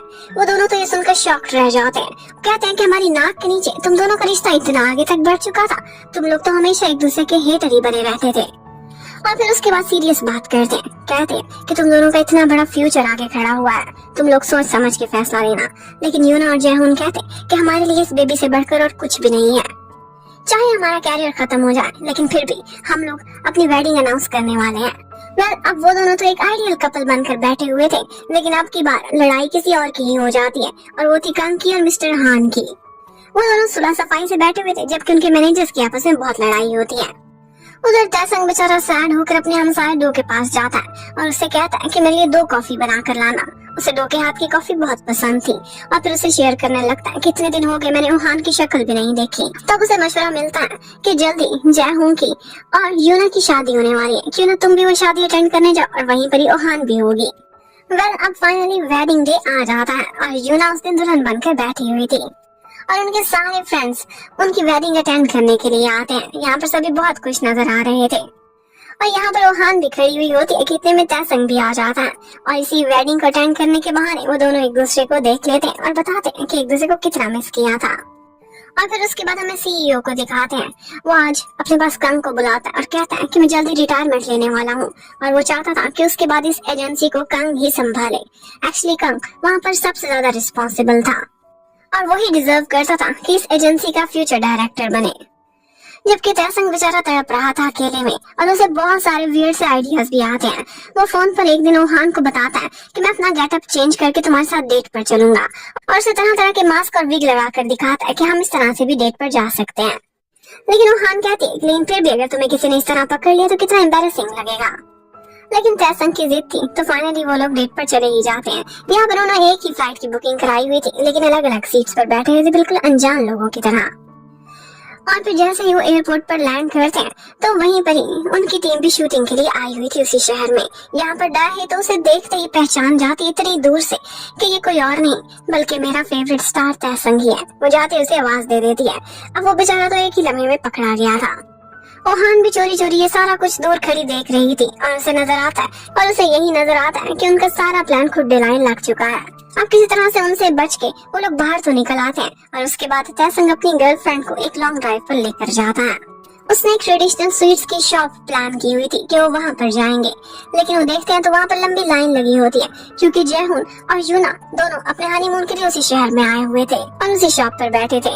अब नेक्स्ट वो लोग एक और जगह जाते हैं जो कि तैसंग को लगता था कि बिल्कुल क्वाइट है। वहाँ पर सेल्फीज ले रहे थे कि इतने में वहाँ पर बहुत सारे लोग आ जाते हैं जिन्होंने कैमरास उठाए हुए थे और फिर देखकर पता चलता है कि यहीं पर ही तो वो लोग शूट करने के लिए आए हैं। अब तैसंग बेचारे का मूड बहुत खराब हो जाता है। वो गाड़ी में सैड बैठा था कि कंग आकर कहता है कि मुझे तुम पर बहुत दया आ रही है, देखो मैं तो अपनी गर्लफ्रेंड को जहाँ चाहूँ घुमा फिरा सकता हूँ। लेकिन ओहान तैसंग को कहती है कि तुम अपना दिल छोटा ना करो, तुम्हारे साथ इस गाड़ी में ड्राइव करते हुए भी मेरे लिए एक ब्रिलियंट डेट है, जहाँ पर तुम मैं वहीं पर खुश हूँ। अब उन्होंने होटल में एक जगह पर अपनी बुकिंग कराई हुई थी जो कि बिल्कुल साइलेंट सी जगह थी। वहाँ पर तैसंग और ओहान सारा दिन कमरे में ही रहते हैं, लेकिन बाद में तैसंग कहता है कि मैं अपनी गर्लफ्रेंड को कहीं बाहर लेकर जाना चाहता हूँ। ओहान काफी डरी हुई थी लेकिन फिर भी वो लोग चले जाते हैं। वहाँ पर जाकर वो देखते हैं तो उनके सारे कोलीग्स भी वहाँ मौजूद थे। एक्चुअली तैसंग ने वहाँ पर सारों को ही बुला लिया था और यहाँ पर अब 3 कपल्स बन चुके थे और ये कपल्स तीनों इकट्ठे बैठकर काफी एंजॉय करते हैं और इकट्ठे खाना खाते हैं। इन सब ने यहाँ पर बहुत एंजॉय किया था।